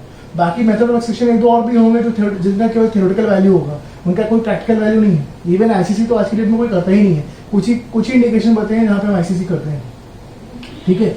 और उसके बाद जब लेंस बाहर आ गया, तो जैसे कि अब सारा कुछ एक्वस बाहर आ गया, तो चैम्बर को फॉर्मेशन के लिए आपने विस्कोइलास्टिक सब्सटेंस डाल दिया, विस्कोइलास्टिक सब्सटेंस डाला, और विस्कोइलास्टिक सब्सटेंस डालने के बाद फिर यहाँ पे आपने सुचर लगा दिया, ये सुचर लगा दिए। कैसे इंटरप्टेड क्यों है? इंटरप्टेड इसलिए कि एक सुचर यहाँ पे, फिर इंटरप्ट हुआ, फिर इंटरप्ट हुआ, फिर इंटरप्ट हुआ, फिर इंटरप्ट हुआ, फिर इंटरप्ट हुआ, तो इसको बोलते हैं इंटरप्टेड। अनइंटरप्टेड सुचर क्या होते हैं? अनइंटरप्टेड सुचर ऐसे होते हैं, ये अनइंटरप्टेड, जहाँ पे इंटरप्शन नहीं हो रहा है। अनइंटरप्टेड यानी कि यहाँ पे जो सुचर लगेंगे वो इंटरप्टेड लगेंगे, और किस मटेरियल के लगेंगे? नायलॉन के लगेंगे। कौन सा नंबर होगा? 10-0 नंबर होगा। बात समझ में आ गई? उसके बाद इतना करने के बाद आपने क्या किया, फिर कंजक्टिवा को दोबारा से रिपोजिट किया, और यहाँ पे कॉटरी से उसको चिपका दिया। कंजक्टिवा चिपक गई, उसके बाद आपने यहाँ पे एक इंजेक्शन लगा दिया, तो वो एक ब्लैक फॉर्मेशन में बन के चला गया। तो एक इंजेक्शन लगा दिया। अब आप जाके वीडियो देखिए, जब आप वीडियो देखोगे तब आपको क्लियरली समझ में आएगा। तो ये हो गया आईसीसी, तो आईसीसी खत्म हो गया। अब नेक्स्ट हम बात करते हैं ईसीसी की। तो ईसीसी में जैसा कि आपको पता ही है कि ईसीसी में क्या था, ईसीसी के हमने 3 पार्ट किए थे ना। पहला पार्ट क्या था ईसीसी का? कन्वेंशनल ईसीसी, दूसरा एसआईसीएस, तीसरा फेको। तो अब सबसे पहले हम फिर से कन्वेंशनल ईसीसी पहले पढ़ते हैं। तो कन्वेंशनल ईसीसी में कहाँ तक हमने खत्म कर दिया था? अगर आईसीसी से कहाँ तक कॉमन थे हम, देखो ब्राइडल सुचर यहाँ पर भी आएगा, ठीक है। कंजक्टिवल पेरिटोमी यहाँ पर भी होगी, कंजक्टिवल पेरिटोमी होकर स्क्लेरा पे ग्रूव यहाँ पर भी बनेगा। तो सबसे पहले ब्रीडल सुचर हो गया, फिर ब्रीडल सुचर के बाद पेरिटोमी भी हो गई, पेरिटोमी के बाद स्क्लेरा पे पार्शियल थिकनेस ग्रूव बना दिया, स्क्लेरा पे ग्रूव भी बना दिया। अब स्क्लेरा पे ग्रूव बनाने के उसको फुल थिकनेस बना दिया हमने, यानी कि यहाँ तक हमने काम कर दिया, ठीक है। ये हो गया। अब क्या करना है? अब देखो, आपको पता है ना एक्सट्रा कैप्सुलर एक्सट्रैक्शन में मैंने क्या आपसे बोला था? मैंने क्या बोला था आपसे? अगर आपको रिवाइज कर वो अभी याद हो आपको अभी, तो मैंने बोला था कि यहाँ पे ना हम पूरा लेंस बाहर नहीं निकालते हैं। हम क्या करते हैं, हम लेंस के एक पार्ट को में निक लगाते हैं, और निक लगाने के बाद यहाँ पे एंट्री कैप्सूल को हमने निक लगाया, यानी कि एंट्री कैप्सूल में हमने कैप्सुलोटमी किया। अब वो भी हम बताते हैं कि क्या होता है कैप्सुलोटमी, क्या होता है कैप्सुलर एक्सेस में क्या फर्क होता है। और उसके बाद हमने लेंस को बाहर निकाला, और लेंस को बाहर निकालने के बाद फिर हमने यहाँ पे दूसरा लेंस लगा दिया, आर्टिफिशियल इंट्राओकुलर लेंस को इम्प्लांट कर दिया, ठीक है। तो कॉर्नियोस्क्लेरल सेक्शन बन गया। अब इसके बाद क्या करना है? इसके बाद जैसे ही हमने कॉर्निया के अंदर घुसे, हम जैसे हम स्क्लेरा के थ्रू एंटी चैम्बर में घुसे, तो यहाँ पर भी सारा का सारा जो एक्वस है वो बाहर आ गया होगा। तो हमने 4th स्टेप में हमें चैम्बर यानी कि anterior chamber AC anterior chamber को मेंटेन करना है। कैसे मेंटेन करना है? विस्कोइलास्टिक सब्सटेंस डालना है। विस्कोइलास्टिक सब्सटेंस डाल दिया भाई। अब विस्कोइलास्टिक सब्सटेंस डालने के बाद फिर हमें कैप्सूल, एक 2 टाइप की कैप्सूल हो सकता है, ठीक है। ईसीसी में जनरली हम लोग क्या करते हैं? ईसीसी में हम लोग कैप्सुलोटमी करते हैं। कैप्सुलोटमी का मतलब क्या है? कैप्सुलोटमी। तो टोमी कहीं पर भी आता है मेडिकल साइंस में, तो क्या मतलब होता है? आप होल बना रहे हो। तो हम यहाँ पे ACC में क्या करते हैं, हम एक टाइप का ऐसा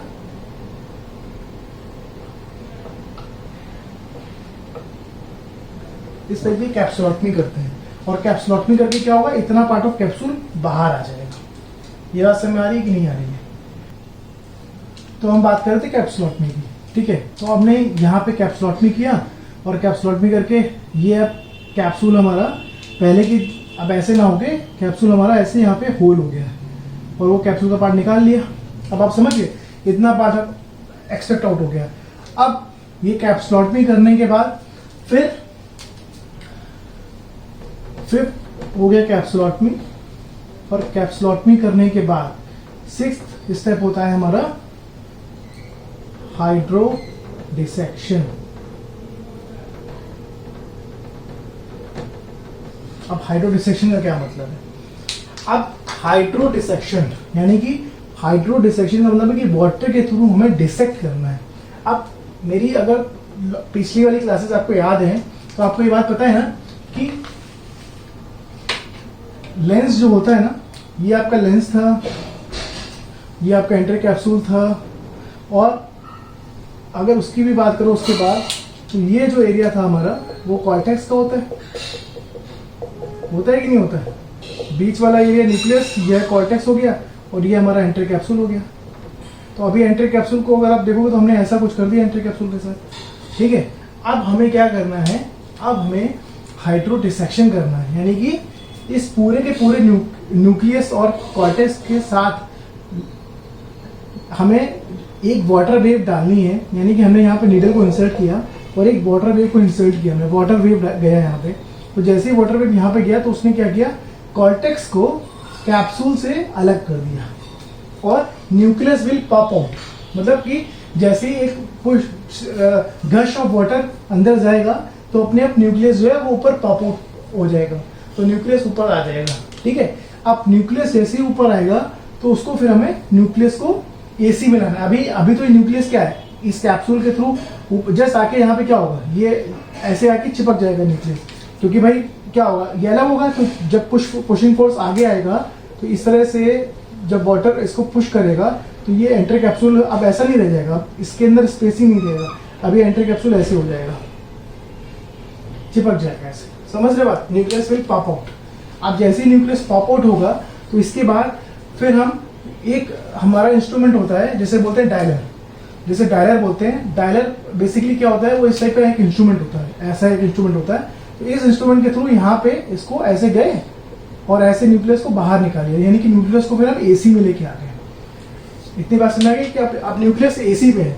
न्यूक्लियस AC में इसका क्या मतलब हुआ, न्यूक्लियस AC में है इसका मतलब यह हुआ कि न्यूक्लियस जो है वो आइरिस के ऊपर आ गया, आइरिस के ऊपर आ गया, यानी कॉर्निया और आइरिस के बीच में न्यूक्लियस है। अब वो सेक्शन के थ्रू बाहर आएगा, तो उसके लिए क्या करना है, अब इसको बाहर निकालने के लिए क्या करना है, फिर से वही वायर वेक्टर्स है। पहले हमें चैम्बर को मेंटेन करना है, चैम्बर की स्टेबिलिटी देंगे, फिर से विस्कोइलास्टिक सब्सटेंस डालना है। क्यों डालना है, that is a very important thing. अब हमें विस्कोइलास्टिक इसलिए डालना है दोस्तों कि अगर सपोज करो हमने विस्कोइलास्टिक नहीं डाला अभी और हमने न्यूक्लियस को ऐसे ही बाहर निकाल लिया, तो अभी सोचो आप कि न्यूक्लियस जो है अभी ये हमारी कॉर्निया है, और अब लेंस जो है वो तो अभी ये जो डायग्राम बना था मान लो ये है, ठीक है, यहाँ पे लेंस था। अब लेकिन यहाँ पे छेद होके अब लेंस यहाँ पे नहीं रह गया, अब लेंस यहाँ पर आ गया है। अब आप बात समझ रहे हो, अब लेंस यहाँ पर आ गया है और यहाँ पे होल है। अब इस होल के थ्रू लेंस को बाहर निकालना है हमें, तो वायर वेक्टर्स के थ्रू बाहर तो निकाल लेंगे, लेकिन अगर हमने यहाँ पे विस्कोइलास्टिक सब्सटेंस नहीं डाला, यहाँ पे अगर हमने विस्कोइलास्टिक सब्सटेंस नहीं डाला तो क्या होगा, ये कॉर्निया के एंडोथेलियम को रगड़ते हुए बाहर जाएगा। Are you getting my point?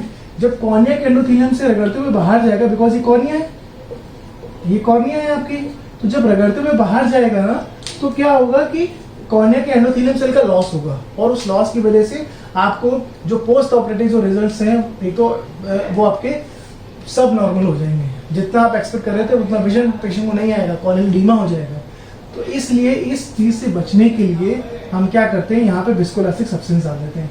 तो viscoelastic substance will act as a cornea endothelium protector, और दोनों काम करता है वो। एक तो एंटर चैम्बर को मेंटेन भी करेगा और कॉर्निया एंडोथेलियम को प्रोटेक्ट भी करेगा, and then nucleus will take out. ठीक है, अब न्यूक्लियस आने के बाद कुछ ना कुछ यहाँ पे कॉर्टेक्स की सेल्स या कुछ मटेरियल तो रह जाता है यहाँ पे कॉर्टिकल, जिसे हम बोलते हैं। अब इसको वॉश करने के लिए हम इस स्टेप को बोलते हैं कॉर्टिकल वॉश। तो दोस्तों इतनी बात समझ आई कि नहीं आई ये बताओ मेरे को। मैं एक बार फिर से आपको एक्सप्लेन कर रहा हूँ, आप समझो इस बात को, क्योंकि ये बहुत इंपॉर्टेंट चीजें हैं। अगर ये समझ में आ जाएगा तो फिर आपको दिक्कत नहीं आएगा।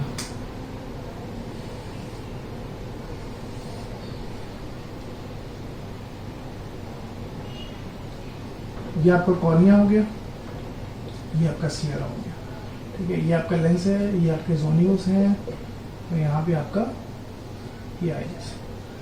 ठीक, अब आपने क्या किया, आपने यहाँ पे स्क्लेरोटोमी किया, आपने यहाँ लेंस को आप यहाँ तक ले आए, फिर आपने यहाँ पे विस्कोइलास्टिक सब्सटेंस भी डाल दिया कॉर्निया को प्रोटेक्ट करने के लिए, और ये आपका होल भी बना हुआ है, इससे लेंस यहाँ से करके बाहर भी आ गया, तो लेंस भी गायब हो गया। लेकिन कुछ कॉर्टिकल मटेरियल यहाँ पे बचा था जिसको वॉश करना है, तभी तो अब यहाँ पे आप नया लेंस डालने जा रहे हो, तो एटलीस्ट जो आपका बैग बचा हुआ है वहाँ पे कुछ पूरा क्लियर करके ही नया लेंस डालोगे ना। कुछ अगर यहाँ पे कुछ कॉर्टिकल सेल्स रह गए तो फिर से वो विजन में हैम्पर करेंगे आपको। तो आपने इसको साफ करने के लिए फिर से इस प्रोसेस को बोलते हैं कॉर्टिकल वॉश। और ये कॉर्टिकल वॉश जो होता है वो एक कैनुला होती है जिसको बोलते हैं सिमको कैनुला। दोस्तों परेशान मत हो, ये जितने भी इंस्ट्रूमेंट का पार्ट है वो एक पूरा हम एक अलग वीडियो बनाएंगे, आपको एक इंस्ट्रूमेंट मैं आपको दिखाऊंगा वीडियो के साथ, और फिर हम पुराना जैसे हम रिवाइज करेंगे कि कैटरेक्ट में ये पढ़ा था, उसका ये सिमको कैनुला है, इसका ये काम होता है, तो आप सब चीजों को कोरिलेट कर पाओ। अभी एक साथ ये सब कुछ करना पॉसिबल नहीं है, नहीं तो फिर आपको कुछ समझ में नहीं आएगा। तो अभी आप इतना समझो कि कॉर्टिकल वॉश हुआ और वो एक कैनुला के थ्रू हुआ। और वो कैनुला कैसे दिखती है, उसका क्या फंक्शन होता है, उसमें क्या होता है, वो सारी बातें हम जब इंस्ट्रूमेंट का एक अलग वीडियो बनाएंगे जब आप तो उसमें हम सारी बातें क्लियर करेंगे। तो आपको वाइवा वॉसी के पहले ये सारी चीजें बहुत हेल्पफुल रहेंगी। ठीक है, तो कॉर्टिकल वॉश भी हो गया भाई साहब। आप कॉर्टिकल वॉश होने के बाद क्या हुआ, ये बिल्कुल क्लियर, यहाँ क्लियर हो गया। ठीक है, अब उसके बाद फिर से जब आप कोई भी, आप देखो एक बेसिक का कॉन्सेप्ट है आई सर्जरी में, आप कोई भी इंस्ट्रूमेंट आई के अंदर लेके जाओगे तो क्या होगा कि एक्वस सारा बाहर आ जाएगा, या विस्को भी लेके जाओगे तो विस्को बाहर आ जाएगा। तो when you go inside the eye automatically the stability of the chamber will decrease. तो after that you have to fill the viscoelastic in the anterior chamber to maintain the stability of the eye. Okay, तो फिर से anterior chamber को stable करने के लिए आपको फिर से विस्कोइलास्टिक डाला।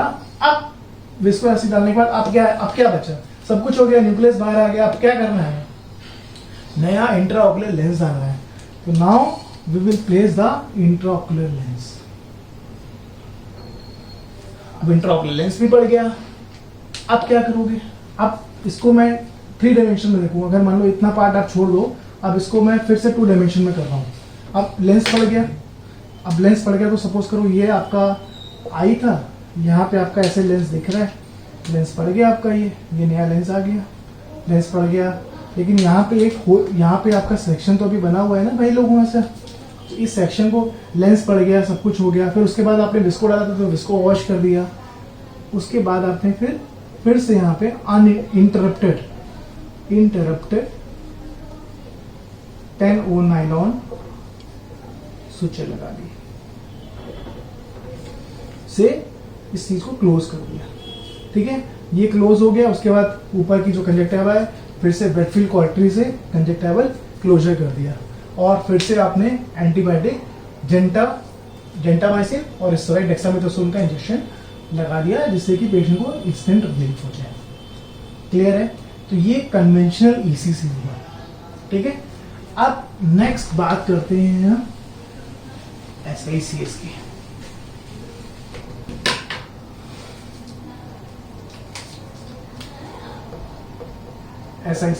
SICS का फुल फॉर्म क्या है, स्मॉल इंसिजन कैटरेक्ट सर्जरी। ठीक है, जैसा कि अभी डिस्कस कर रहे थे, तो ये तो बात समझ में आ गई थी कि SICS में भी क्या होगा। आप मेरे को बताओ सबसे पहला स्टेप क्या होगा SICS में, पढ़ के आए। ग्रेडल सुचर यहाँ पे भी लगेगा, कंजेटाइल पेरिटोमी यहाँ पे भी होगी, स्क्लेरा पे यहाँ पे भी सेक्शन बनेगा, तो स्क्लेरा पे यहाँ पे पार्शियल ग्रूव सेक्शन बनेगा।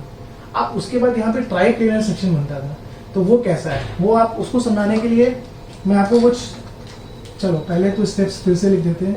सबसे पहले ब्रेडल सुचर हो गया, फिर पेरिटोमी हो गई, पेरिटोमी के बाद पार्शियल ग्रूव आपने स्क्लेरा पे लगा दिया, लेकिन अब यहाँ से चीज़ें बदलेंगी। स्क्लेरा पे आपने ऐसा जो है एक इंसिजन तो लगा दिया, लेकिन वो पार्शियली है अभी आपको एंट्री करना है, तो अब वो कैसे होगा, देखो आप समझो बात को।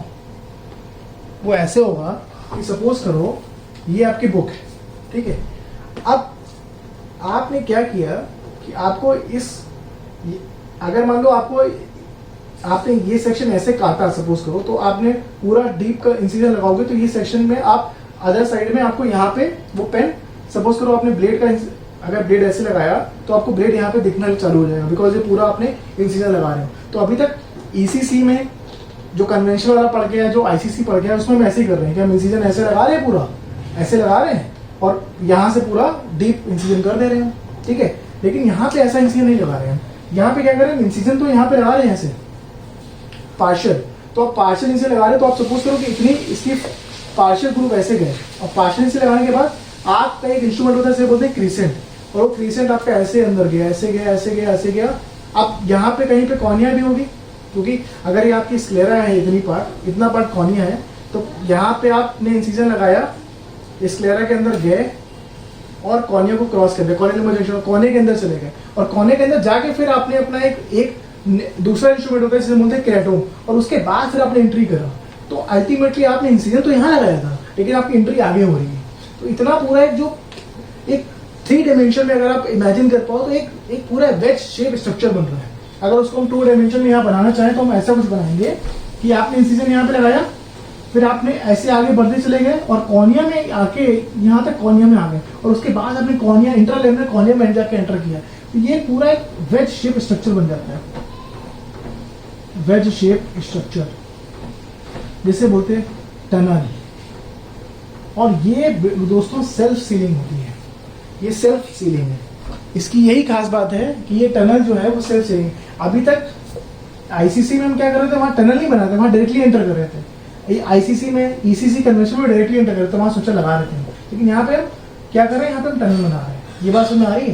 तो यहाँ पे आप अपने टनल बना दिया। अब आप एंटी चैम्बर में एंटर कर गए, आप एंटी चैम्बर में जब आप एंटर कर गए, तो अब उसके बाद फिर से वही कहानी है, एंटी चैम्बर में एंटर करना है, उसके बाद चैम्बर की स्टेबिलिटी मेंटेन करनी है, वेस्कुलर से सबसे निकालना है, और क्या करना है, अब यहाँ पे एंट्री कैप्सूल को रप्चर भी करना है। एंट्री कैप्सूल को वहाँ हमने क्या किया था, वहाँ पे हमने कैप्सुलोटमी किया था, यहाँ पे हम कैप्सुलोरेक्सिस करते हैं। क्या करते हैं, कैप्सुलोरेक्सिस। अच्छा, अगर कैप्सुलोटमी को भी मुझे अगर आपको समझाना हो, तो मैं उसको कुछ आपको ऐसा समझाऊंगा कि सपोज करो एक पेपर लेते हैं, ठीक है, एक पेपर लेते हैं, और पेपर में मैं आपको समझाता हूँ कि हम कैसे कैप्सुलोरेक्सिस करते हैं और कैसे कैप्सुलोटमी करते हैं। कुछ मैं समझाने की कोशिश कर रहा हूँ, उम्मीद है कि समझ में आएगा आप लोगों को। अगर सपोज करो ये एक पेपर है, ठीक है, अब अगर मैंने यहाँ पे सपोज ये हमारा एंट्री कैप्सूल है, अब एंट्री कैप्सूल को मेरे को अगर फाड़ना है, तो मैंने यहाँ पे ऐसे क्या किया, देखो ऐसे निक लगाए, ये देखो ऐसे ऐसे ऐसे। तो जब ऐसे निक लगेंगे तो ये एंट्री कैप्सूल ऐसे फटता चला जाएगा। देखो फट रहा है ना, फट रहा है दोस्तों, ये दिख रहा है फटता हुआ, ये ऐसे फटा, और ऐसे हमने फिर एक इंस्ट्रूमेंट के थ्रू ऐसे निकाल देते हैं, तो ये निक लग गया, इतना एंट्री कैप्सूल बचा हुआ, पीछे पूरा पोस्टर कैप्सूल और बीच में मान लो न्यूक्लियस है। तो आप अपने हाइड्रोडिसेक्शन से आके ये जो प्रोसेस होता है, इसको तो बोलते हैं कैप्सुलोटमी। लेकिन SICS में कैप्सुलोटमी नहीं करते, SICS में कैप्सुलोरेक्सिस करते हैं, और वो भी कैसे करते हैं, कर्विलीनियर सेंट्रल कैप्सुलोरेक्सिस, ठीक है, कंटिन्यूअस कर्विलीनियर सेंट्रल कैप्सुलोरेक्सिस, तो इसको बोलते हैं CCC। अब वो कैसे करते हैं, देखो उसका भी मैं आपको एग्जांपल देता हूँ। CCC कंटिन्यूअस कर्विलीनियर कैप्सुलोरेक्सिस कैसे करेंगे, उसमें क्या करते हैं दोस्तों कि हम एक फ्लैप बनाते हैं, ऐसे एक फ्लैप बनाते हैं, ये देखो ऐसे एक फ्लैप रेस करते हैं, ये देखो ये फ्लैप रेस हुआ,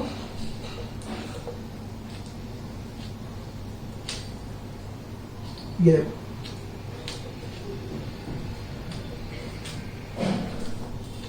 ये ऐसे फ्लैप रेज हुआ, और इस फ्लैप को रेज, देखो ऐसे फ्लैप रेज किया, और फ्लैप को फिर एक इंस्ट्रूमेंट के थ्रू हम इसको ऐसे ऐसे ऐसे ऐसे करके, ये देखिए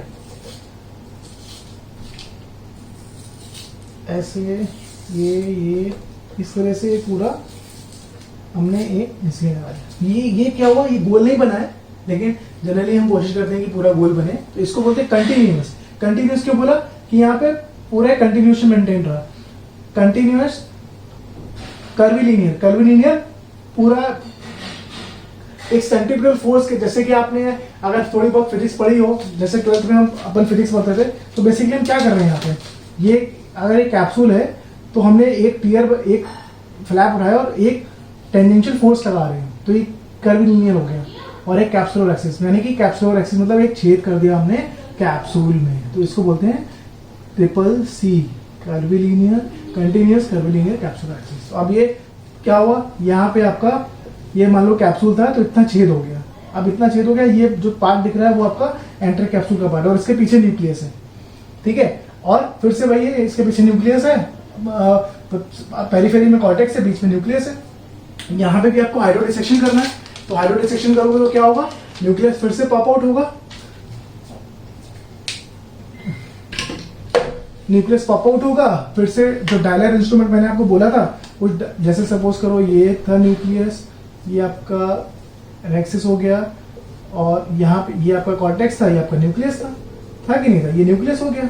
आपने हाइड्रोडिसेक्शन किया, वेव डाली, जैसे ही वेव वाटर की गई, वाटर ने पुश किया बाहर, वेव पॉप आउट हुआ। अब ये जो आपका एंटर कैप्सूल था, जो गैप दिख रहा था, वो गैप खत्म हो गया, ऐसे बिल्कुल पॉप आउट होकर बाहर आ गया। अभी पूरा बाहर नहीं आया, इतना बाहर आ गया, क्योंकि आगे एक्सेस का मार्जिन बचा हुआ है ना।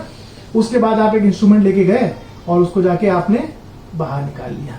तो अब फिर जो न्यूक्लियस है फिर से कहां पर आ गया, अब जो न्यूक्लियस है वो फिर से कहां पे आ गया, फिर से वो आइरिस और कॉर्निया के बीच में आ गया। ये आपका जोनियस है, ये तो अब ऐसे आपने काट दिया, ये आपके आइरिस थे, यहाँ पे न्यूक्लियस आ गया आपका, और ये आपका कट लगा हुआ है। फिर आपने दोबारा से एंटीरियर चैम्बर की स्टेबिलिटी को मेंटेन किया, एंटीरियर वाया विस्कोइलास्टिक, ठीक है, और उसके बाद फिर आपने न्यूक्लियस को वायर वेक्टर्स के थ्रू बाहर निकाल लिया, तो अब न्यूक्लियस बाहर चला गया, ठीक है। फिर से यहाँ पे कुछ कॉर्टिकल वॉश, कुछ मटेरियल बचा रह गया होगा, तो आपने सिलिको कैनुला से कॉर्टिकल वॉश कर दिया, और कॉर्टिकल वॉश करने के बाद फिर आपने यहाँ पे इंट्राओकुलर लेंस को इम्प्लांट कर दिया। अब इंट्राओकुलर लेंस को इम्प्लांट करने के बाद आप कन्वेंशनल आईसीसी में क्या कर रहे थे, आप कन्वेंशनल ईसीसी में आप क्या कर रहे थे, वहां पे आप सुचर लगा रहे थे, सुचर लगा रहे थे कि नहीं लगा रहे थे। लेकिन मैंने क्या बोला, मैंने बोला दोस्तों यहाँ पे आपको सुचर लगाने की जरूरत नहीं है। क्यों नहीं है, क्योंकि यहाँ पे ऑलरेडी एक वेज, जैसे कि ये आपका न्यूक्लियस था, तो ऑलरेडी आपका एक ये जो टनल थी वो ऐसे थी, ये आपको ऑलरेडी एक वेज शेप स्ट्रक्चर था। तो आप इसको थोड़ा सा इमेजिन करो, तो एक वॉल्व टाइप का स्ट्रक्चर है। तो आपने क्या किया, जैसे ही वाटर को अंदर डाला, तो एक फ्लैप जो कॉर्निया का लटक रहा था वो ऑटोमेटिकली दोबारा से कॉर्निया पे डिपॉजिट हो जाएगा और चैम्बर अपने आप क्लोज हो जाएगा। ये थोड़ा सा इमेजिन करना थोड़ा सा मुश्किल है, लेकिन मुझे लगता है जब आप सर्जिकल वीडियोस देखोगे तो आप इस चीज को इमेजिन कर पाओगे कि मैं आपसे क्या बात कर रहा हूँ, ठीक है। तो फिर आपने इंट्राओकुलर लेंस इम्प्लांट कर दिया, उसके बाद आपने, इसको बोलते हैं फॉर्मेशन ऑफ एंटीरियर चैम्बर। ये जो प्रोसेस है, इसमें यहाँ पे कोई स्विचर नहीं लगाना। अब फॉर्मेशन ऑफ एंटीरियर चैम्बर भी हो गया। अब उसके बाद यहाँ पे कोई स्विचर नहीं लगेगा, स्विचर नहीं लगेगा, तो उसके बाद का नेक्स्ट स्टेप क्या था हमारा, कंजक्टिवल वेटफील्ड कॉटरी किया, कंजक्टिवल वेटफील्ड कॉटरी कहते हैं, कंजक्टिवा को दोबारा से वापस डिपॉजिट किया, और उसके बाद जेंटामाइसिन और डेक्सामेथासोन का एक सब कंजक्टिवल इंजेक्शन लगा दिया। सब कंजक्टिवल का मतलब समझ रहे हो, सब कंजक्टिवल यानी कि कंजक्टिवा और स्क्लेरा के बीच में इंजेक्शन लगा दिया। ये कंजक्टिवा जो कि डिपॉजिट की थी और स्क्लेरा, उसके बीच में आपने उस स्पेस में जाके इंजेक्शन लगा दिया, एक फ्लूइड मतलब मेडिसिन को जाके इंजेक्ट कर दिया। Okay, that's all. तो ये आपका हो गया SICS। इतनी बात समझ में आ गई। SICS पढ़ लिया हमने, कन्वेंशनल ECC पढ़ लिया हमने ICC पढ़ लिया। अब हमारा लास्ट बचता है, अच्छा एक चीज मैं भूल गया SICS में, कि ये जो इंसिजन का जो साइज होता है तो अराउंड 5 to 6 mm का होता है फॉर नॉर्मल न्यूक्लियस। लेकिन अगर हमारा मैच्योर कैटरेक्ट है या ब्राउन न्यूक्लियस है तो उसके लिए साइज हम बढ़ा भी सकते हैं। तो वो डिपेंड करता है सर्जन टू सर्जन कि वो कैसे कंफर्टेबल है। तो वो साइज जो है वो नॉर्मली 5 to 6 mm के आसपास का होता है। ठीक है, तो ये बात समझ में आ गया। अब इसके बाद नेक्स्ट टॉपिक है हमारा फेको इमल्सिफिकेशन। तो ये थोड़ा सा इसके स्टेप्स बहुत ही कम है, इसीलिए शायद हम इसको most advance technology of cataract surgery बोलते हैं, बिकॉज जितने स्टेप्स अभी तक आपने देखे इसमें काफ़ी कम स्टेप्स हैं। तो देखो पहला स्टेप जो था ब्राइडल सुचर भी नहीं लेते हैं यहाँ पे। सेकेंड स्टेप जो था कंजक्टिवल पेरिटोमी करते हैं, वो भी नहीं करते हैं यहाँ पे, क्योंकि मैंने आपको बोला कि यहाँ पे हम क्लिनिकल इंसिजन लगाते हैं, तो स्क्लेरा पे हम कोई इंसिजन लगा ही नहीं रहे तो पेरिटोमी करने की जरूरत ही नहीं है। और थर्ड जो था वहाँ पे कॉर्नियल स्क्लेरा सेक्शन लेते थे। तो यहाँ पे जो पहला स्टेप है वो है कॉर्नियल इंसिजन्स।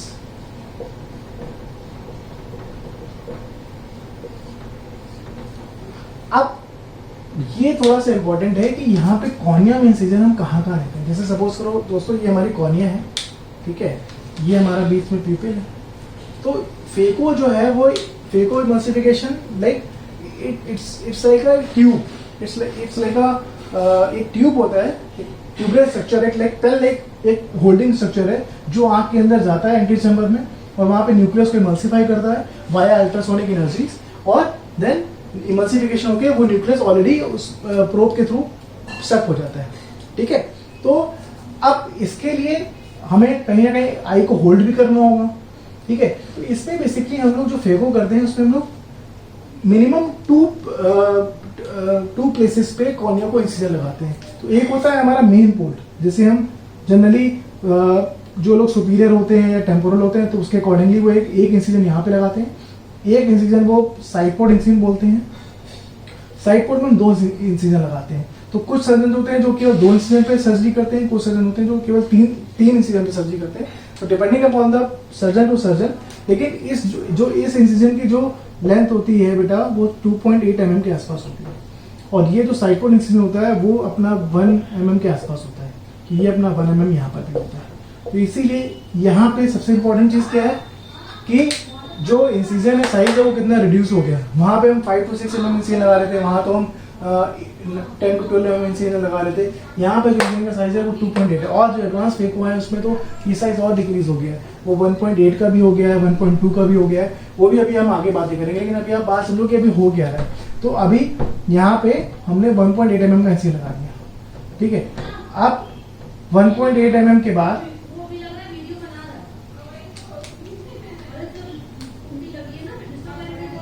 अब 1.8 mm के बाद यहाँ पे क्या हुआ कि कैसे वहां पे हमने ट्राइप्लेनर की बात करी थी ना, तो कॉर्निया में भी यहाँ पे हम बाइप्लेनर इंसिजन बनाते हैं। क्योंकि दोस्तों अगर आप एक बात मेरे को सोचो कि अगर यहाँ पे हम यूनिप्लेनर इंसिजन लगा दिया हमने, तो क्योंकि यहाँ कोई सुचर तो लगा नहीं रहे, जहाँ पे भी यूनिप्लेनर इंसिजन था वहां पे सुचर लगा रहे थे, यहाँ पे कोई सुचर तो लगाना नहीं क्योंकि इतनी एडवांस सर्जरी है।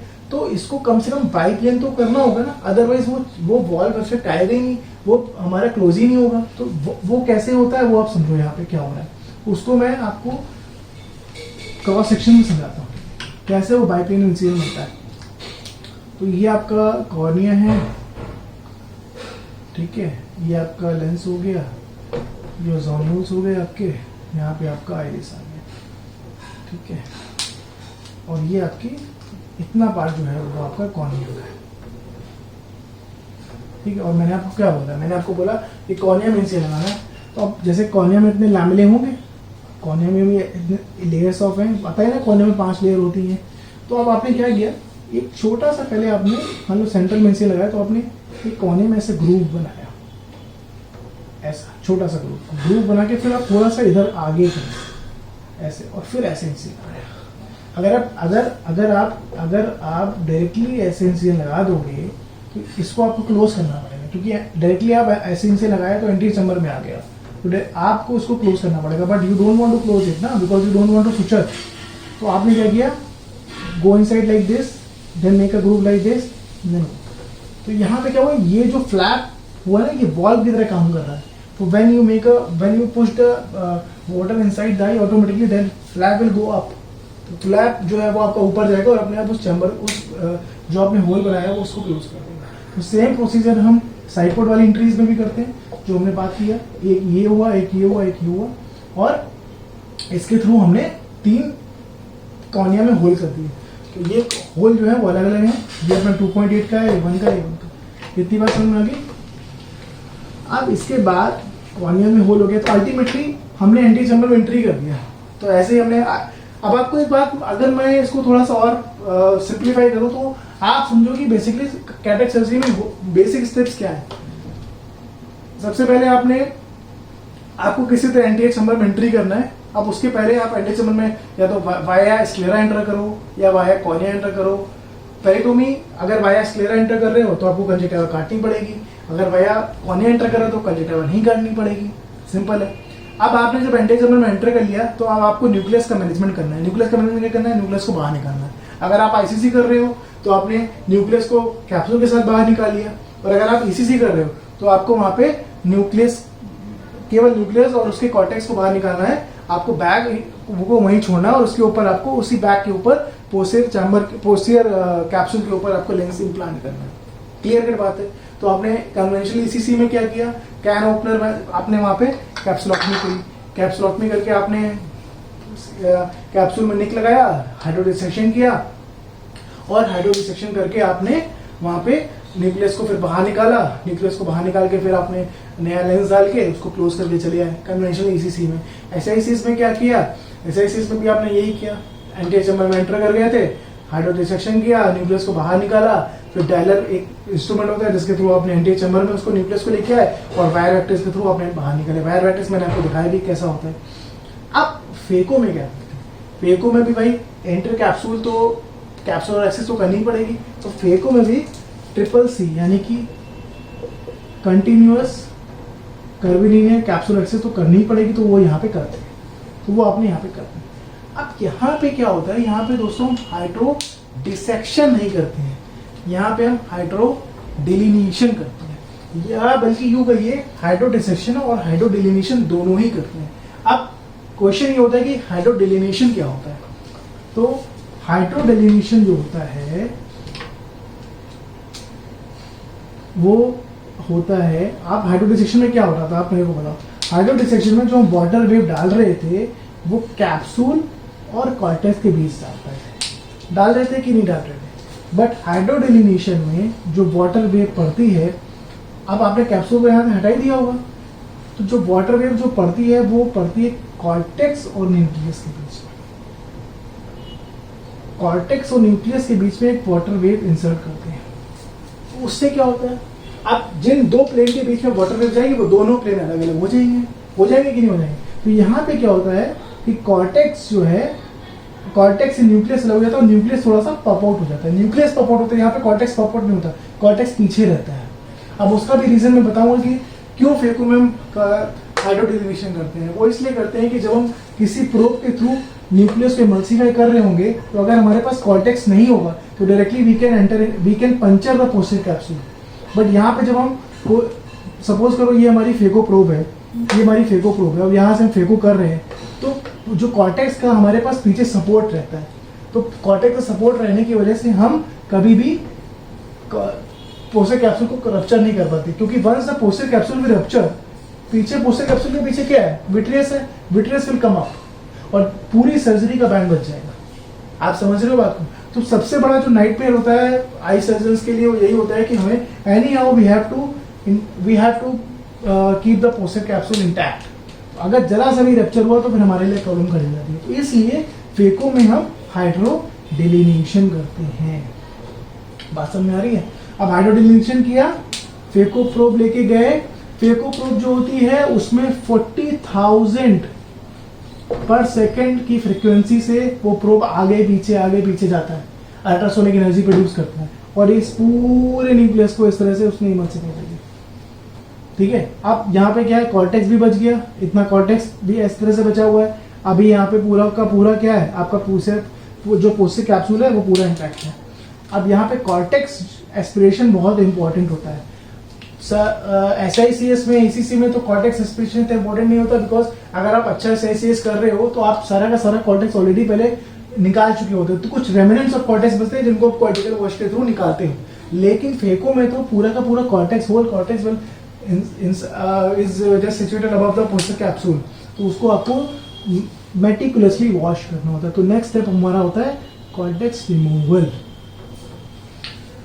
अब कॉर्टेक्स रिमूव हो गया, फिर से कॉर्टेक्स रिमूव कर लिया। अब इसके बाद फिर नेक्स्ट क्या होगा, एंटी चैम्बर को मेंटेन किया। अब बारी किस स्टेप की आती है, लेंस इम्प्लांटेशन की।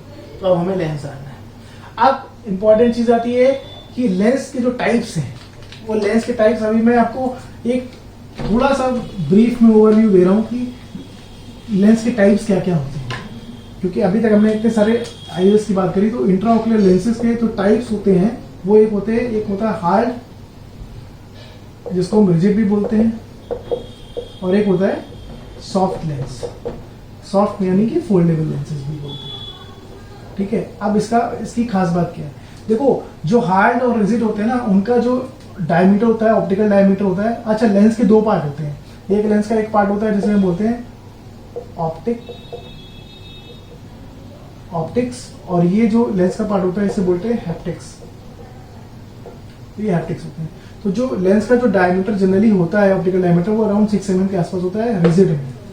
और जो सॉफ्ट फोल्डेबल लेंसेज होते हैं वो तो एक इंजेक्टर होता है, पेन की तरह इंजेक्टर होता है, लाइक इस तरह से एक इंजेक्टर होता है और उसमें लेंस ऐसे इनफोल्ड होता है ऐसे, और जब वो हम पीछे से पुश करते हैं, उसे ऐसे पुश करते हैं, तो लेंस जब एंटीरियर चैम्बर में जाता है तो फिर से अपने आप खुल जाता है अपने आप, और जाके पोस्टर चैम्बर में इम्प्लांट हो जाता है। तो ये फोल्डेबल लेंस का कॉन्सेप्ट होता है। तो इसमें तो क्योंकि ये यहाँ पे फोल्डेबल लेंस क्यों बनवाया गया, इसलिए बनवाया गया क्योंकि जो हमारा इंसिडेंट साइज है वो तो 2.8 mm ही है ना। अगर ये रिजिड है तो ये तो फोल्डेबल होगा नहीं, तो मिनिमम हमें 6 mm का तो इंसिडेंट लगाना ही पड़ेगा ना, तभी तो हम SICS कर पाएंगे। आप समझ रहे हो। तो इसीलिए जो SICS का जो इंसिजन है वो अराउंड 7 to 8 mm के आसपास होता है, और इसका जो इंसिजन है वो 2.8 mm के आसपास होता है। तभी तो आप 6 mm का वो लेंस डाल पाओगे, क्योंकि वो तो फोल्डेबल नहीं है। तो ये जो रिजिड लेंसेज होते हैं वो कहाँ यूज करते हैं, ECC में यूज करते हैं, कन्वेंशनल ECC में यूज करते हैं। ICC में तो लेंस डाल ही नहीं सकते बिकॉज हमारे पास कोई सपोर्ट ही नहीं होता। ओके, तो सॉफ्ट फोल्डेबल लेंसेज जो है वो हम फेकोएमल्सिफिकेशन में डालते हैं।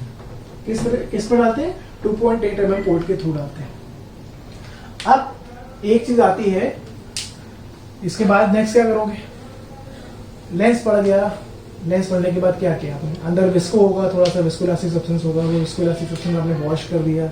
फिर वॉश करने के बाद आपने क्या करना है, अब यहाँ तो आपको चैम्बर मेंटेन करना है, तो यहाँ पे आपने फिर से चैम्बर को मेंटेन किया, और चैम्बर मेंटेन करने के बाद आपने यहाँ पे कंजक्टिवल बाइटोमी भी नहीं करनी है। क्यों, जब करी नहीं तो यहाँ पे कॉटरी करने का कोई भी झंझट नहीं है, तो कॉटरी भी नहीं किया आपने। और फिर आपको यहाँ पे कुछ केसेस में फेकोएमल्सिफिकेशन में लोग जेंटाडेक्सा का इंजेक्शन नहीं लगाते, कुछ सर्जन यूज करते हैं, तो आप वो सर्जन टू सर्जन डिपेंड करता है, तो यहाँ इंजेक्शन लगा सकते हैं, ठीक है। तो यहाँ जेंटाडेक्सा का इंजेक्शन लगा दिया।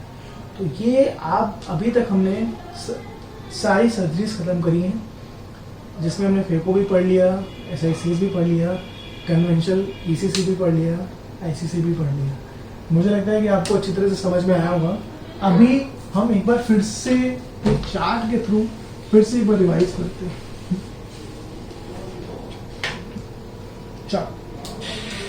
यहाँ हमारे आते हैं स्टेप्स। ये हमारा ICC होगा, ये हमारा कन्वेंशनल ECC होगा, ये हमारा SICS होगा, और यहाँ हमारा फेको होगा। तो पहला स्टेप जो था वो सबके लिए, सबसे पहला स्टेप जो क्या था, bridal suture. Bridal suture ECC में था, यहाँ पे था, SICS में था, फेको में था। दूसरा कंजक्टिवल पैरिटोमी, ICC में था, ECC में था, SICS में था, फेको में था। तीसरा कॉर्निया स्क्लेरल सेक्शन, यहाँ था, यहाँ था, यहाँ था, यहाँ पे था।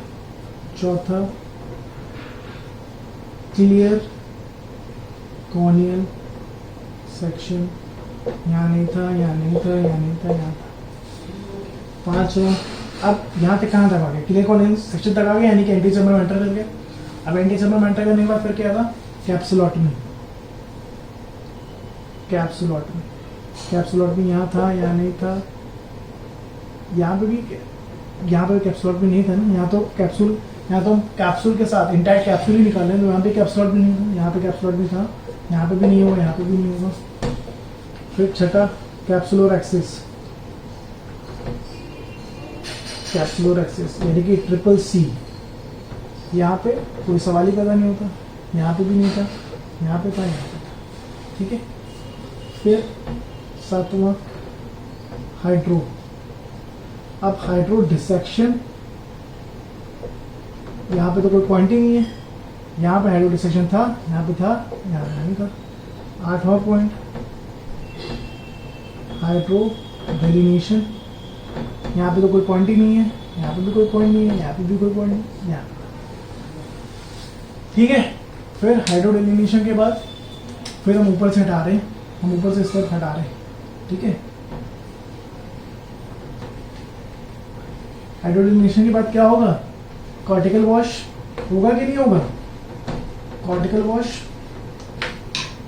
तो 9वां स्टेप जो है कॉर्टिकल वॉश,